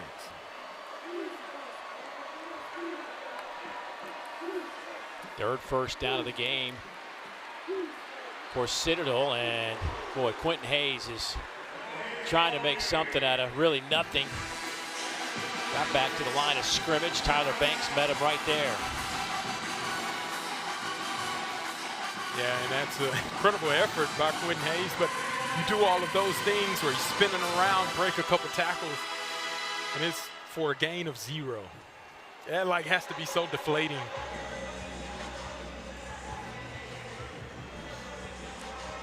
Kobe Tompkins will check back in at quarterback.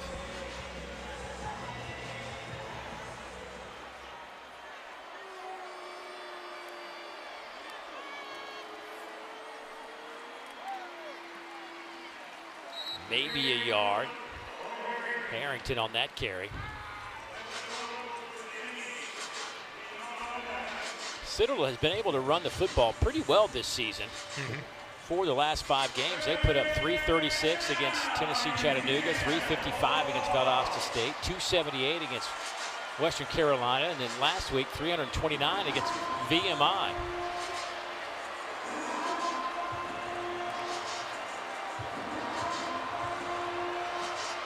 Ibrahim in at running back.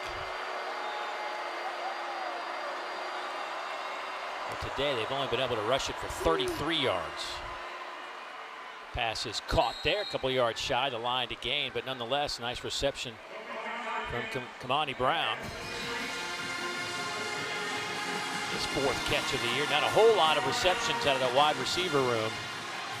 Devontae Graves-Billups leads him with 26 catches.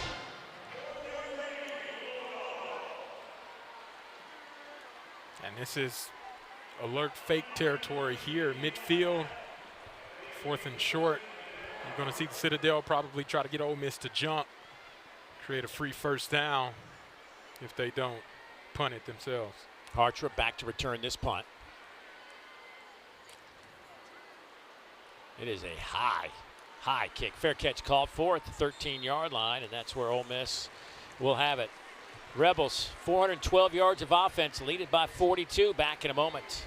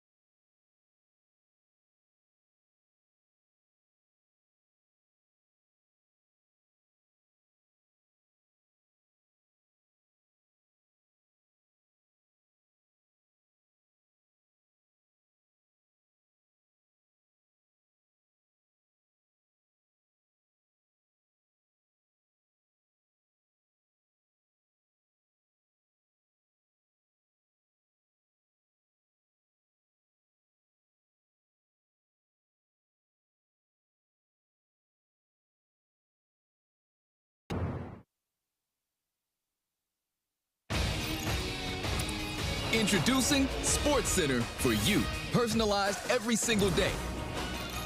Now available on the ESPN app.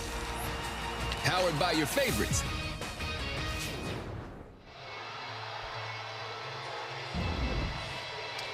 Well, Trinidad Chambliss, his day is done, and it was, I would say, highly successful.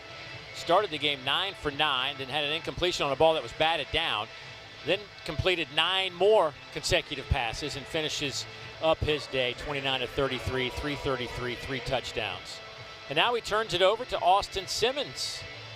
Austin probably excited to get back on the field. Hadn't played a whole lot of football since he got hurt. Sprained an ankle and opened the door for Chambliss to kind of take the reins of this offense. 4 touchdowns passing, 4 interceptions. And I think, you know, talking to Lane Kiffin about Austin, it's sometimes you forget that he's just still 19 years old as he turns 20 today. But still a very young man in the world of college athletics with 23, 24-year-olds, 25-year-olds playing. Well, I think the maturity level that he's been able to showcase throughout this time that Trinidad Chambliss has been able to showcase his abilities and the way Austin Simmons has handled it, I think speaks volumes to the type of player he is.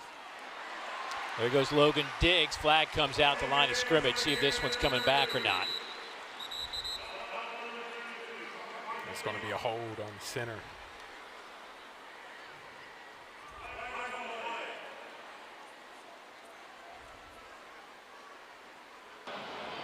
Holding. Offense number 69. Half the distance to the goal. Second down.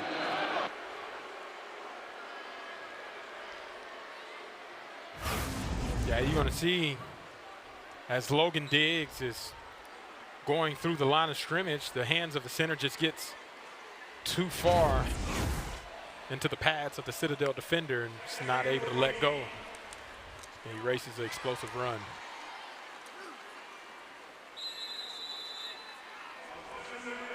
Trey Buckler. You know, watching Austin Simmons, I mean, it just shows you how quickly it can kind of get away from you. Nice throw and dropped. Buckler again, transferred from New Mexico. But for Austin Simmons, man, you know, even though, you know, he's probably doing all the right things and helping out, it's still got to be very frustrating to have the starting job, get hurt, and never really have a chance to get it because the guy that took over for you was so dynamic that you couldn't take him out. Yeah, it's probably very frustrating for him, but I go back to, like I said, the signs of maturity that he's been able to showcase and the way he's handled it. That's what you want in a team player like Austin Simmons. Boy, Knopf just hanging on to the football, got a big collision, finally knocked out of bounds. But the Citadel gets the stop, and they have the football. 5:39 to go in the third quarter. Back to Oxford in a moment.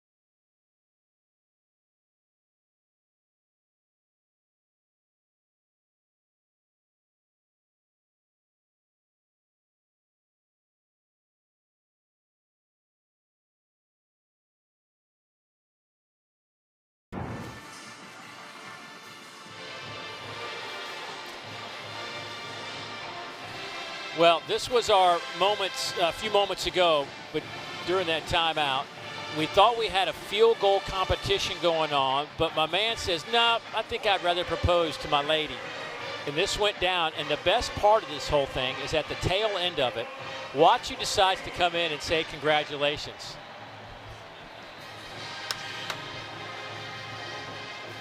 Drew O'Connor, a former pole vaulter here at Ole Miss, proposes at Vaught Hemingway Stadium. An amazing moment, and Lane Kiffin getting involved. That's epic. That is so good. You know, it is. Being around the football office, it's about having fun. Now, they get their work in, but you watch their baseball games at the end of practice. The kids always talk about how much fun they're having, and Lane Kiffin giving us a little bit of fun there as well. And all smiles for the family there. Congratulations to Drew on getting somebody to say yes. Oh, big run here by Bo Harrington. He's across midfield. Out of bounds around the 35. You know, as a guy, we've all done that. I mean, it's like you just hope that the answer's yes. Right, it's not a given. Some might say he outkicked his coverage on that field goal attempt. Bo Harrington, one of the smaller, speedy, shiftier guys. They run kind of the annexation of Puerto Rico on that last play and kind of hide the ball. He's able to find some room and get a big explosive for this Citadel offense. They're not worried about the proposal. Caught Ole Miss with the guard down and picked up 41 yards on that run by Harrington. Another handoff to the right side. Garrison Johnson. A couple of their better gains on the ground this afternoon. And as you see new guys rotating in on this Ole Miss defense, the Citadel offense seems to find a little bit of rhythm in this second half. And 2 back-to-back plays, one being explosive, and that second one is creating a little confidence for them on this drive. How do we feel about the mouthpiece inside the helmet there of Garrison Johnson? Not a huge fan of it. It's just sitting there on top of his helmet. I'm not a huge fan of it. I don't know if I'm too old or what.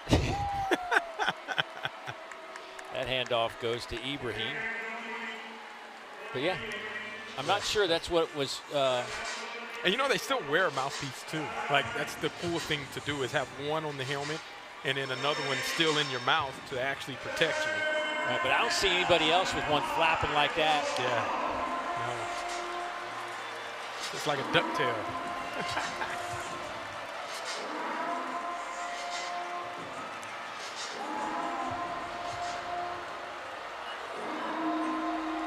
Harrington and Ibrahim in the game and running back now on a 3rd down and 5. Ole Miss bringing some heat, and the Citadel catches them in it. Hayes inside the 20 down to the 19. That'll be a Bulldog first down. TJ Banks drags him down after a gain of 9. Hey, there is something going on with mouthpieces though down at Citadel. Let's check in with Morgan. Well, yeah, speaking of mouthpieces, guys, offensive lineman Mike Lengi, he's an exercise science major, part of a 4-year research study that's tracking concussion-related data using these chips inside mouthpieces. They're monitoring things like eye movement and brain activity. Here's a look at those mouthpieces, and it's all tied to a Department of Defense project in partnership with 3 other universities around the country, and there's about 20 teammates that wear one. Pretty cool. Well, let's hope that Garrison Johnson's one of those guys. Boy, nice moves by Quentin Hayes. Gets to the outside. Boy, he turned what could have been a 3 or 4 yard loss into a gain of 7. Nice job. Wanted to go to his one-on-one route with Jihad Marks, who we know is a touchdown catching machine. Down in the end zone, it was defended great by Ole Miss. Quentin Hayes says, well, let me take matters into my own hands, reverse field, and then utilizes his legs to be able to pick up a big gain on first down. Boy, Raymond Collins is the injured player, the junior out of Gulfport, Mississippi. Officials timeout for an injured player. Junior college.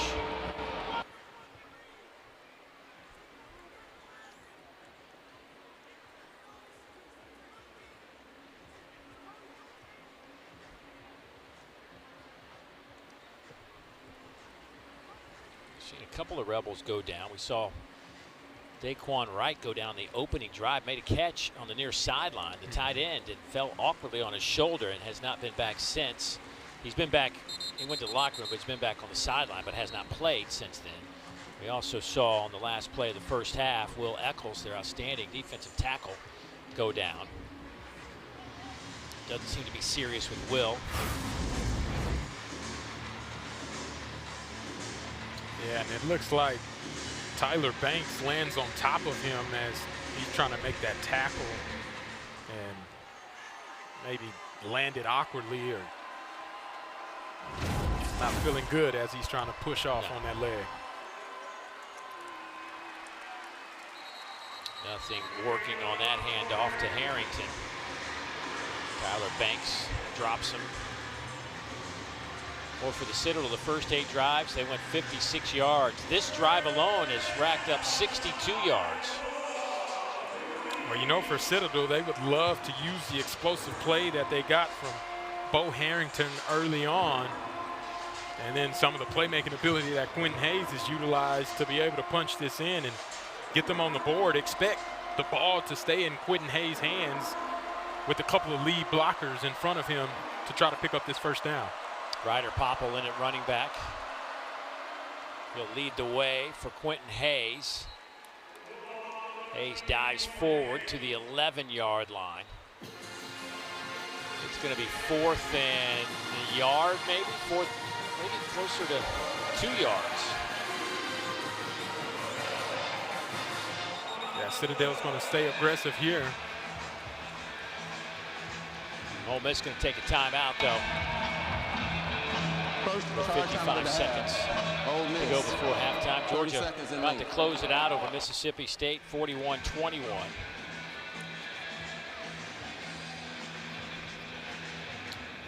Penn State trying to upset Indiana right now. 2 minutes left in that one in a 24-20 game. Mendoza, not his best afternoon, that's for sure. 14 of 22, 131 with an interception. Boy, that would be some kind of upset the way it's gone for Penn State this year. Whew. That is incredible for Penn State not to throw in the towel and for them to have this opportunity on the stage that they're in. That could be a huge win for that program, obviously, with how they're at. And then obviously you add a loss to the #2 team in the country.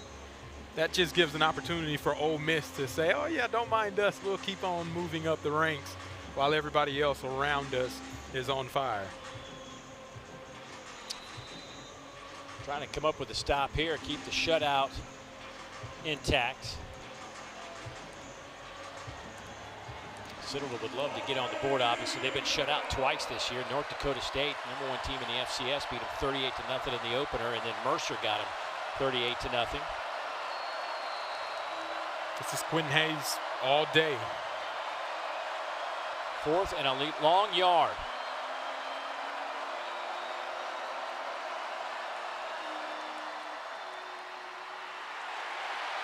They went with Graves, Billups, and it did not work.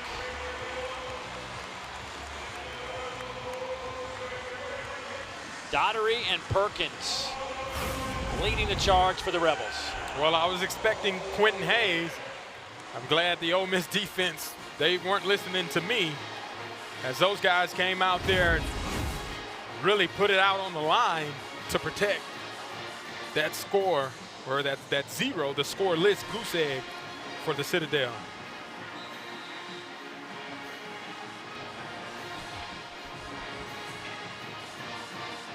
So with 50 seconds to go here in the third, the Rebels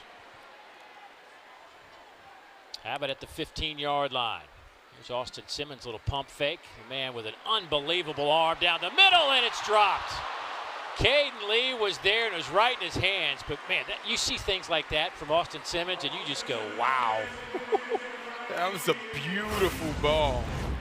And you see he has the time, play action, get the safeties to suck up a little bit, and Caden Lee just unable to haul that in. I'm not quite sure if maybe he lost it and the sun is coming over the middle of the field. I don't know. Austin Simmons wishes he could have had that back.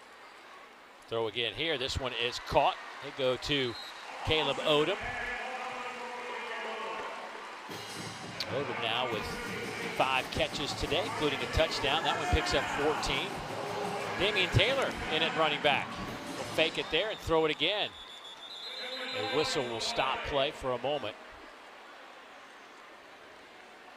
I don't think everybody was set. False start. Offense, number 3, was never set for a second before the snap. 5-yard penalty, first down.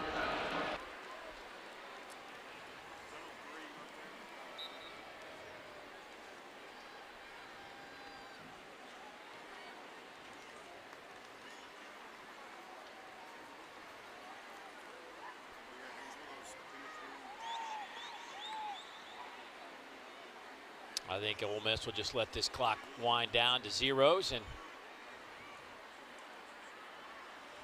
that will be the case. That'll be the end of the third quarter. That's the end of the third quarter. Ole Miss scores a single touchdown. Their lead is 42. 15 more minutes of football coming your way from Vaught-Hemingway Stadium on the other side.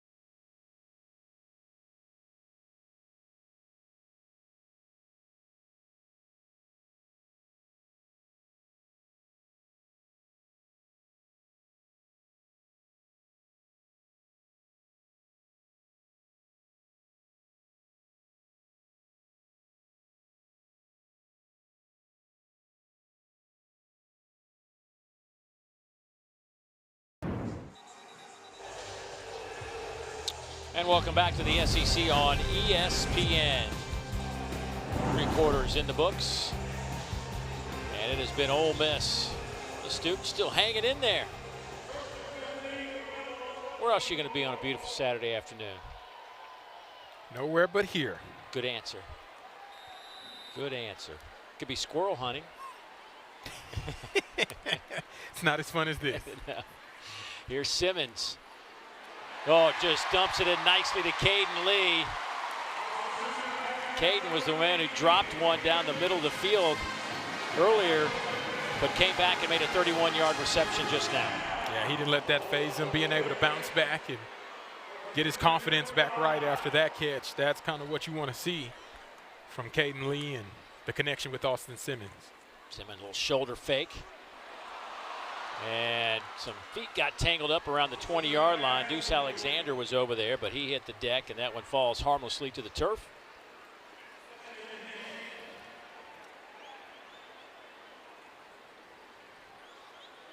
Boy, Austin Simmons throwing the football is a thing of beauty, though, isn't it? Oh, my goodness. He has a live arm. Obviously, Deuce Alexander wasn't able to get to that football. I would have loved to see the end of that play, but being able to get the ball there across the opposite side of the field on the opposite hash, that's a big throw. That one's batted and picked off. Mikey Rosa with the interception. Takes it all the way down to the 18-yard line. That's his first interception of the season. He's had 3 passes that he's broken up, but the first time he's actually held on to one. Yeah, and you see he does a great job being able to track the ball in the air off of the tip.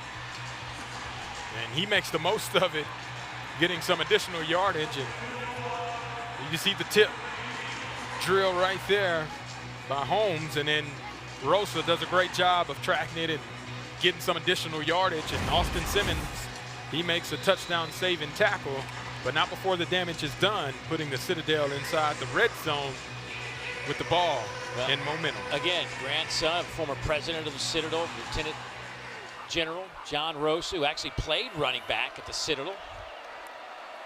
He's got that Bulldog blue running through his veins. We'll go with Harrington.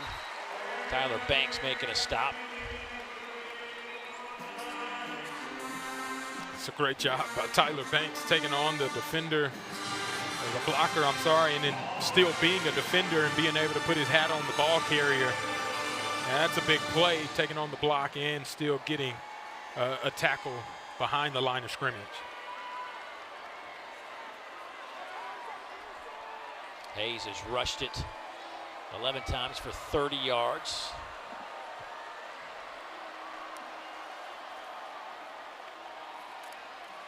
They'll go inside handoff to Harrington. Andrew Maddox, the freshman out of Hattiesburg, making the play for Ole Miss, and that'll bring up 3rd down.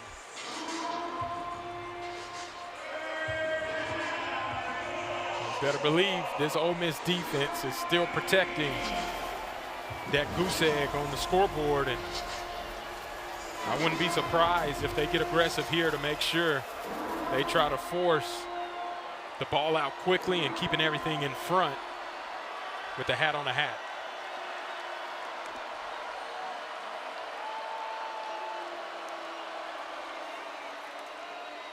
Hayes keeps it right side, tried to cut it back in. Got it down to the 15, maybe the 14-yard line before Maddox, along with Jaffe,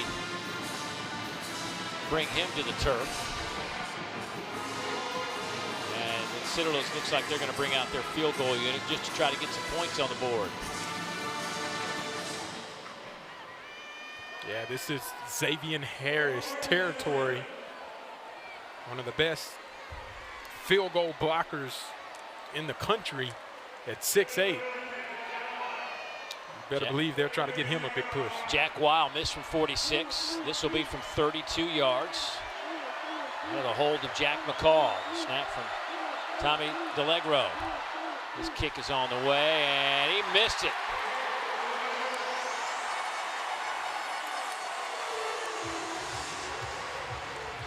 So 12:08 to play. It's still Ole Miss 42, the Citadel nothing.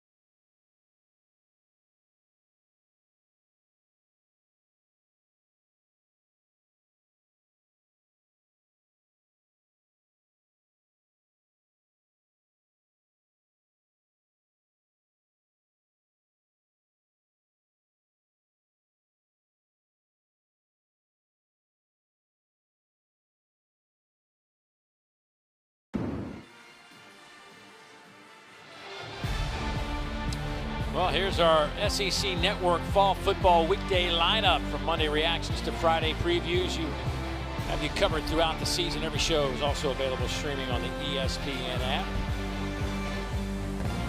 It's a lot of television right there.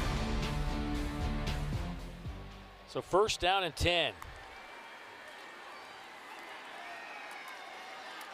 Simmons pass caught by Caleb Odom underneath. Boy, after that interception a moment ago, not necessarily Austin Simmons' fault, but still that can't be good for the psyche. Simmons will be hit and dropped at the 21. Darrell Ware putting a good lick on him.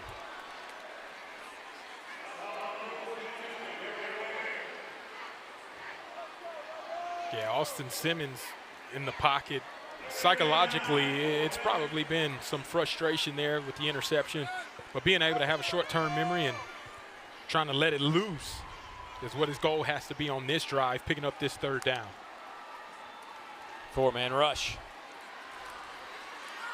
And he will be hit out of bounds at the 21-yard line. He needed to get to the 30, and that didn't happen. Lee Alexander Jr.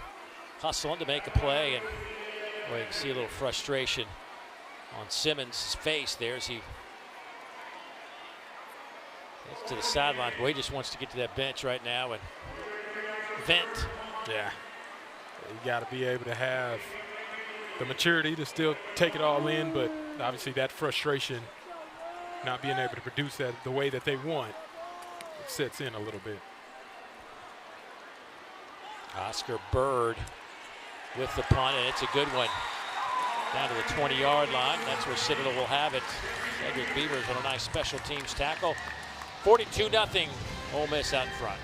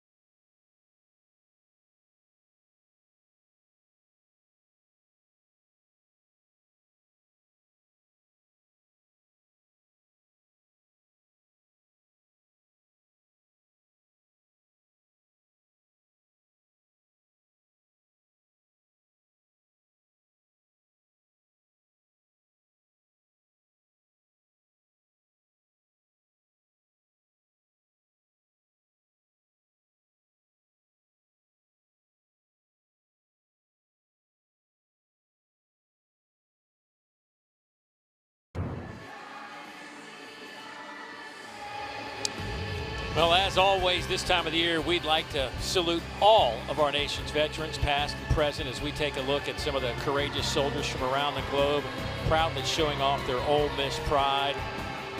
Team wearing patriotic helmet decals and military player gloves today, and boy, isn't it fitting that the Citadel is here.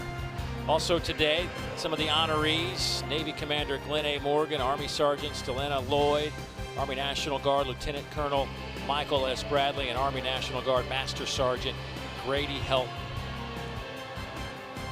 And the future of our military, wearing the white jerseys today, as Ole Miss doing their part on Military Appreciation Day. But just great that Citadel could be here too, and just can't say enough about the fine young men that represent that university.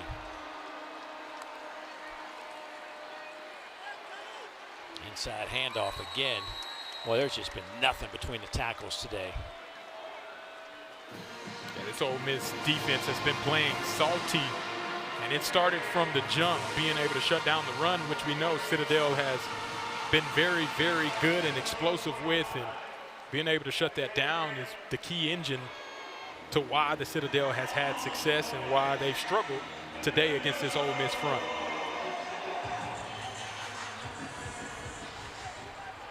Five first downs for the Bulldogs today. Ole Miss has 26.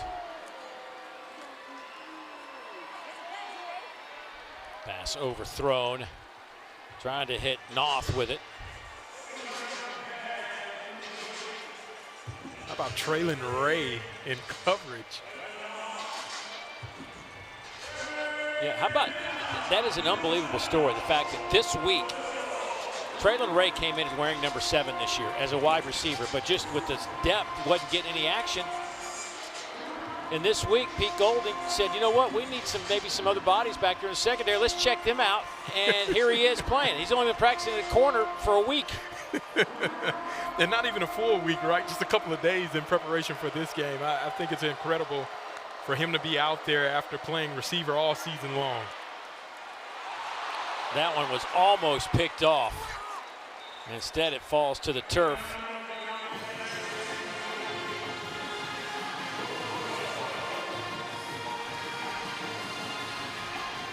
Boy, you know, he wishes he could have had that, being able to seal the deal with an interception.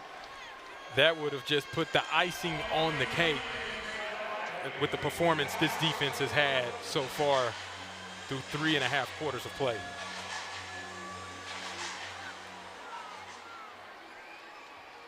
Isaiah Hartrip back to return this punt.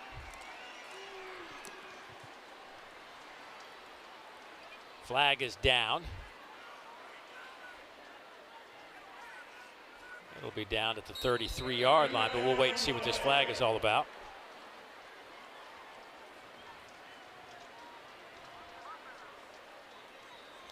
I don't think everybody was set on the punt team.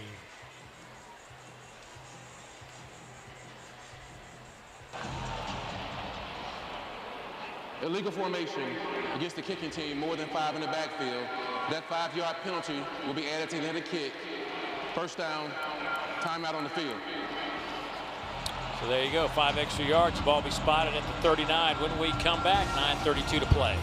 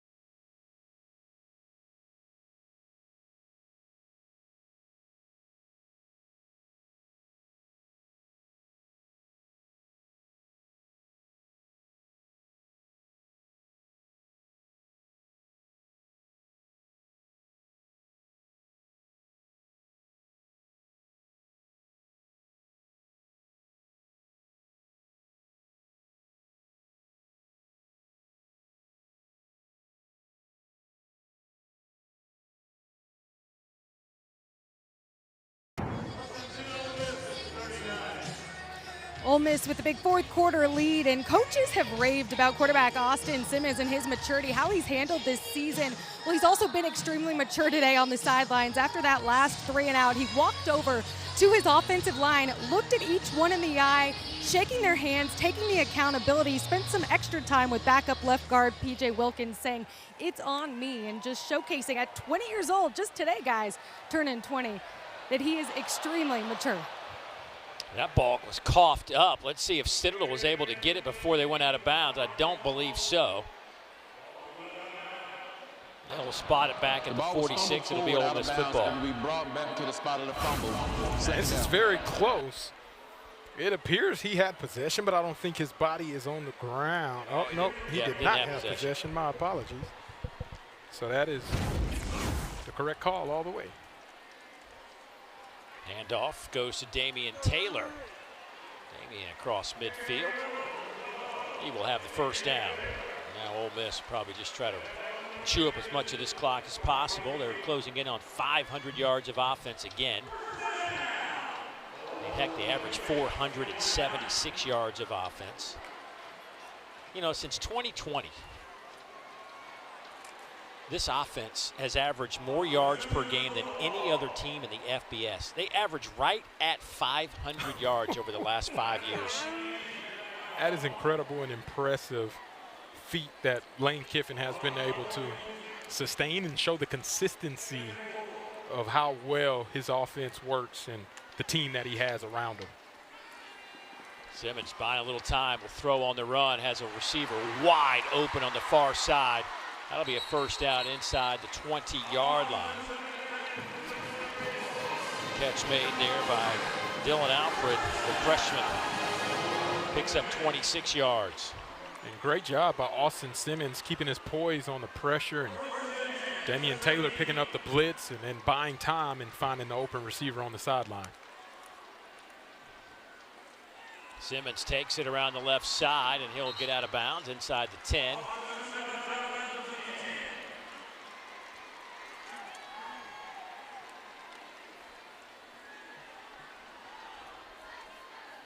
Coming into the game, Simmons had rushed it 16 times for 69 yards. It's a 4.3 average, of course, factoring in some sack yardage as well. There goes Taylor again. He'll have the first down. It'll be first and goal, Ole Miss. You know, it's been amazing to watch as well as the tempo that Ole Miss moves at. It hasn't necessarily slowed down no matter what part of the game we've been in. And whether Trinidad Chambliss or Austin Simmons has been at the helm, this offense still wants to go fast and put the defense in bad situations with minimal play calls.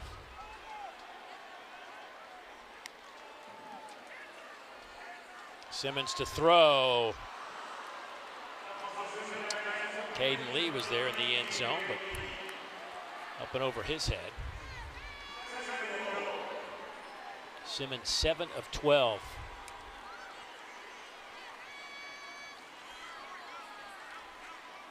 Yeah, the spacing on that looked a little off as Lee and the underneath route also were a little tight together.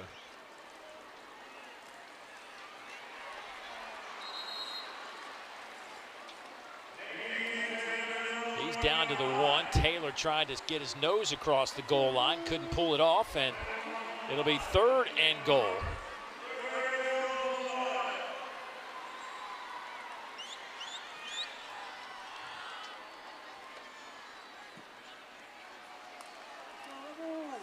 Direct snap goes right to Taylor, and he gets into the end zone. Damian Taylor's first rushing touchdown, or excuse me, second rushing touchdown of the season. I love the direct snap there. Get the ball right into the running back's hand and then find the hole, and all Damian Taylor has to do is insert it. You see the push by that offensive line on the left side, being able to seal the edge, and then the surprise of Damian Taylor with the snap punctuates that drive.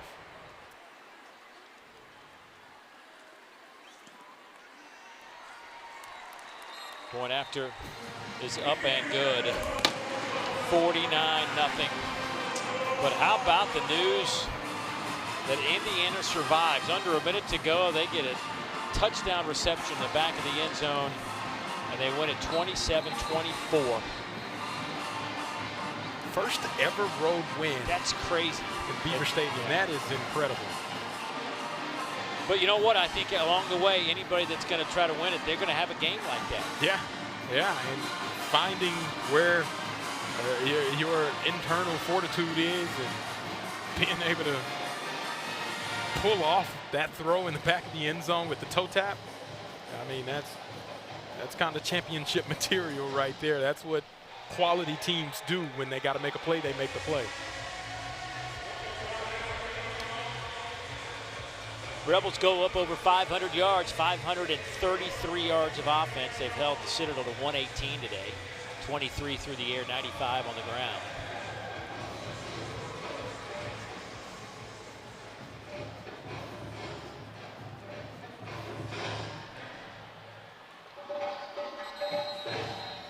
And that one goes out of bounds before it goes into the end zone. So we'll bring it out to the 35. Tomorrow we'll have the SEC Women's Soccer Tournament Championship match for you right here on the SEC Network and the all-new ESPN app.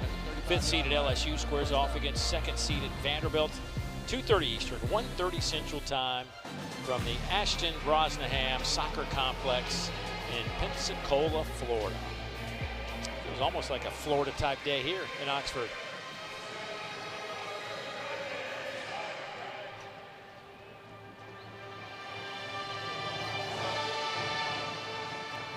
You know, it's funny, and you mentioned the Florida day. It was so gloomy and foggy this morning. You'd have thought it was going to be overcast the entire time, and literally, as soon as football time comes around, the sun comes out. It's the best way football is meant to be played. On 1st down and 10. Well, again, nothing working in the run game for Kobe Tompkins and company. The Citadel, after this one, will take on Wofford and then finish things up against East Tennessee State.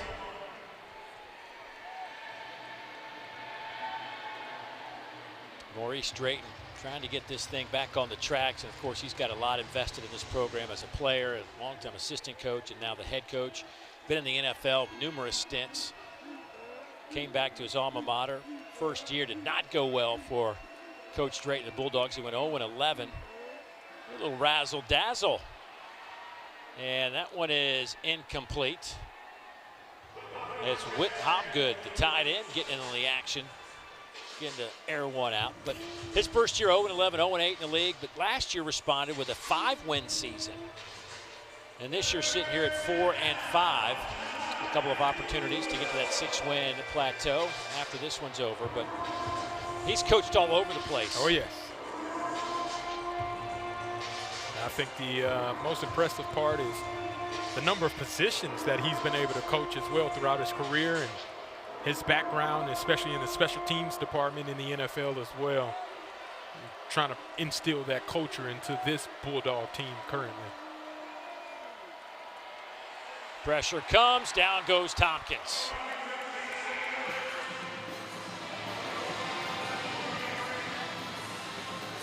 See, Graham just beats his one-on-one up front and hits a lot of pressure with the twists and the stunts that's happening.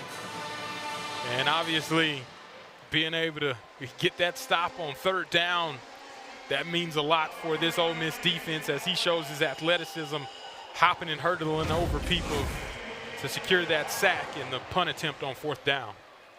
So the freshman Graham will get credit for the sack.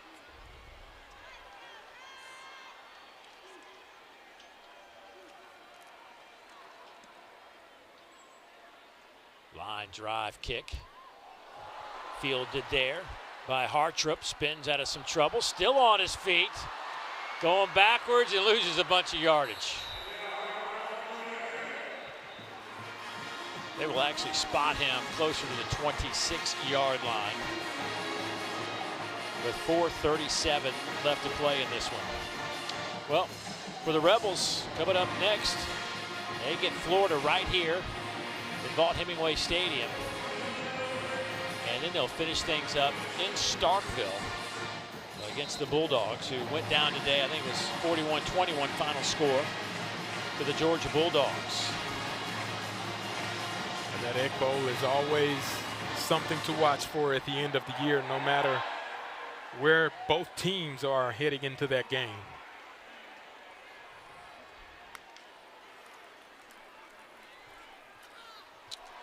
Inside handoff. That one goes to Damian Taylor. And we're getting a look at A.J. Maddox at quarterback. The true freshman out of Hattiesburg, Mississippi. 6'1", 190. No stats on the year. First time he gets to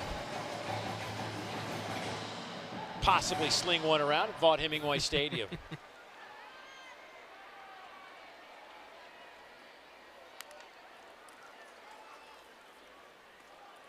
Another Taylor carry. Boy, Taylor 5'11", 220. You got Logan Diggs, 6 feet, 220. And then you got the freshman. I'm surprised we haven't seen Shakai Mills-Knight, another true freshman out of Montreal, Canada. But he went to high school over in Chattanooga at the Baylor School, excellent private school. But he's 6'2", 225. Yeah, he's the biggest one out of them all. I saw him warming up. He got your attention? He got my attention. He's one of the people that get off the bus first. A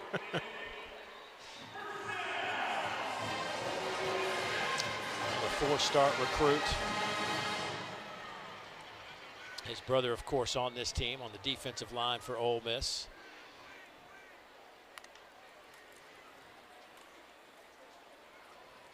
Boy, Taylor broke one tackle, still driving. Pick up 4 yards. You know, we're talking to Lane Kiffin yesterday about the college football playoff rankings came out on Tuesday, where they were sitting in a good, nice spot. And just casually said, hey, did you guys even talk about it because it's out there or anything? And it's like, nope, not a word. Don't say anything about it. We just play ball. Doesn't even come up. No. That's the mindset you got to have. Let us handle all the talk about what could be. And you just go show it on the field.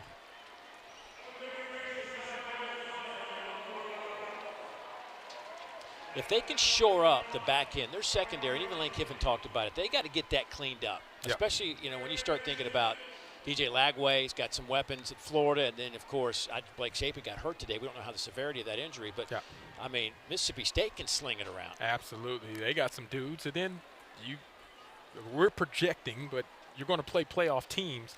They're going to have same type of similar threats of guys that can push the ball downfield. And there's our guy, Shakai Mills-Knight, getting some work as we hit the 2-minute timeout. Back to the Vaught here in Oxford after this.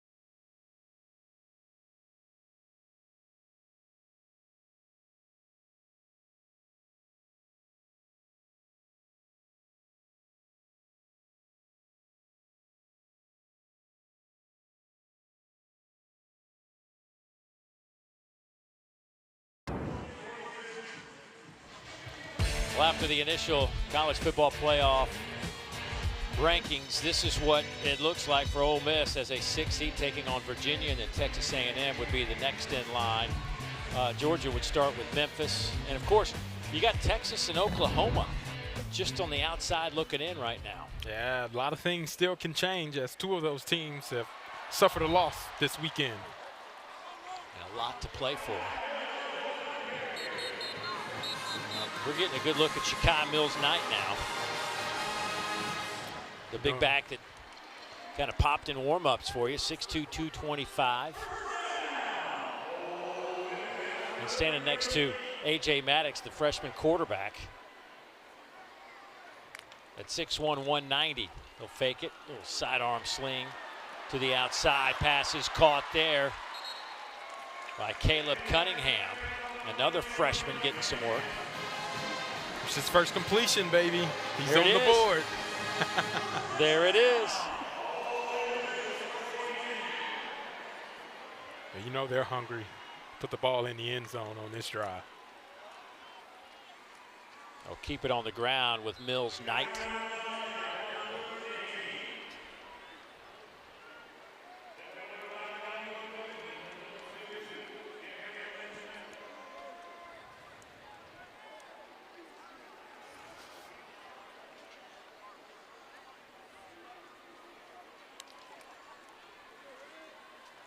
Here's Mills-Knight again, couple of stiff arms, trying to throw some guys to the deck, couldn't do it. Clock moving to 1:13, 1:12 and counting. Ole Miss today sitting at 597 yards of offense.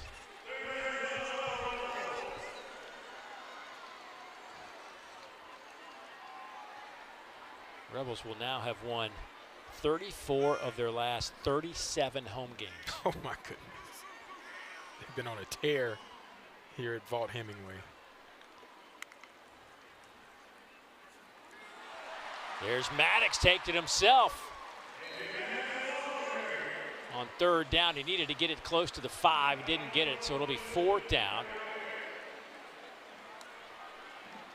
And they don't have to take a snap if they don't want to.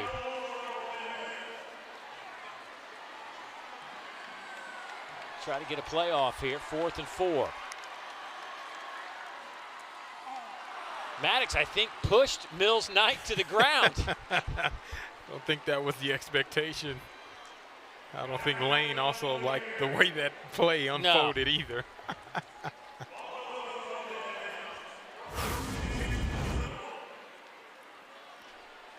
You can see he gave him a little shove. I don't know if he was trying to pull the ball away from him or what that was, but obviously Lane Kiffin is displeased with the way the execution of that play unfolded on 4th down.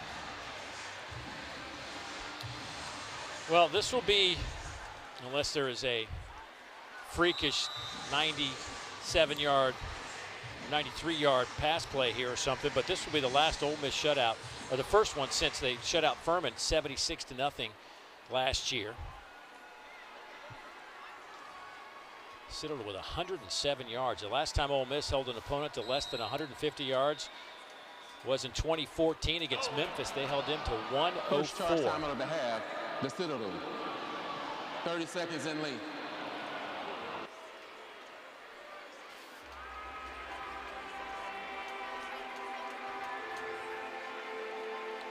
Well, Citadel just called a timeout. They need somebody to play quarterback, I guess. They didn't have a quarterback on the field. Unless I'm looking at the team, that somebody's got to. Somebody got to be in there to snap the ball. They're making changes, getting certain guys in for the last play of the game. Well, there is Mr. Chambliss today, who was fantastic. 29 of 33, 333, 3 touchdowns, no interceptions. Simmons 7 of 12 for 100 yards. Did have that batted pass that was intercepted. But that will do it. So the Ole Miss Rebels will go to 9-1. The Citadel will fall to 4-6. Coming up next for this Ole Miss team will be a date with the Florida Gators right here in Vaught-Hemingway. Your impressions of Ole Miss? I thought they did really well. They got to continue to keep this momentum. Obviously, Florida and Mississippi State, and then everything else is up for them to do what they need to do. Fantastic job by Trinidad Chambliss today to lead Ole Miss to the victory. From Morgan, Fozzie, and the rest of our crew, I'm Dave Neal saying so long from Oxford, Mississippi.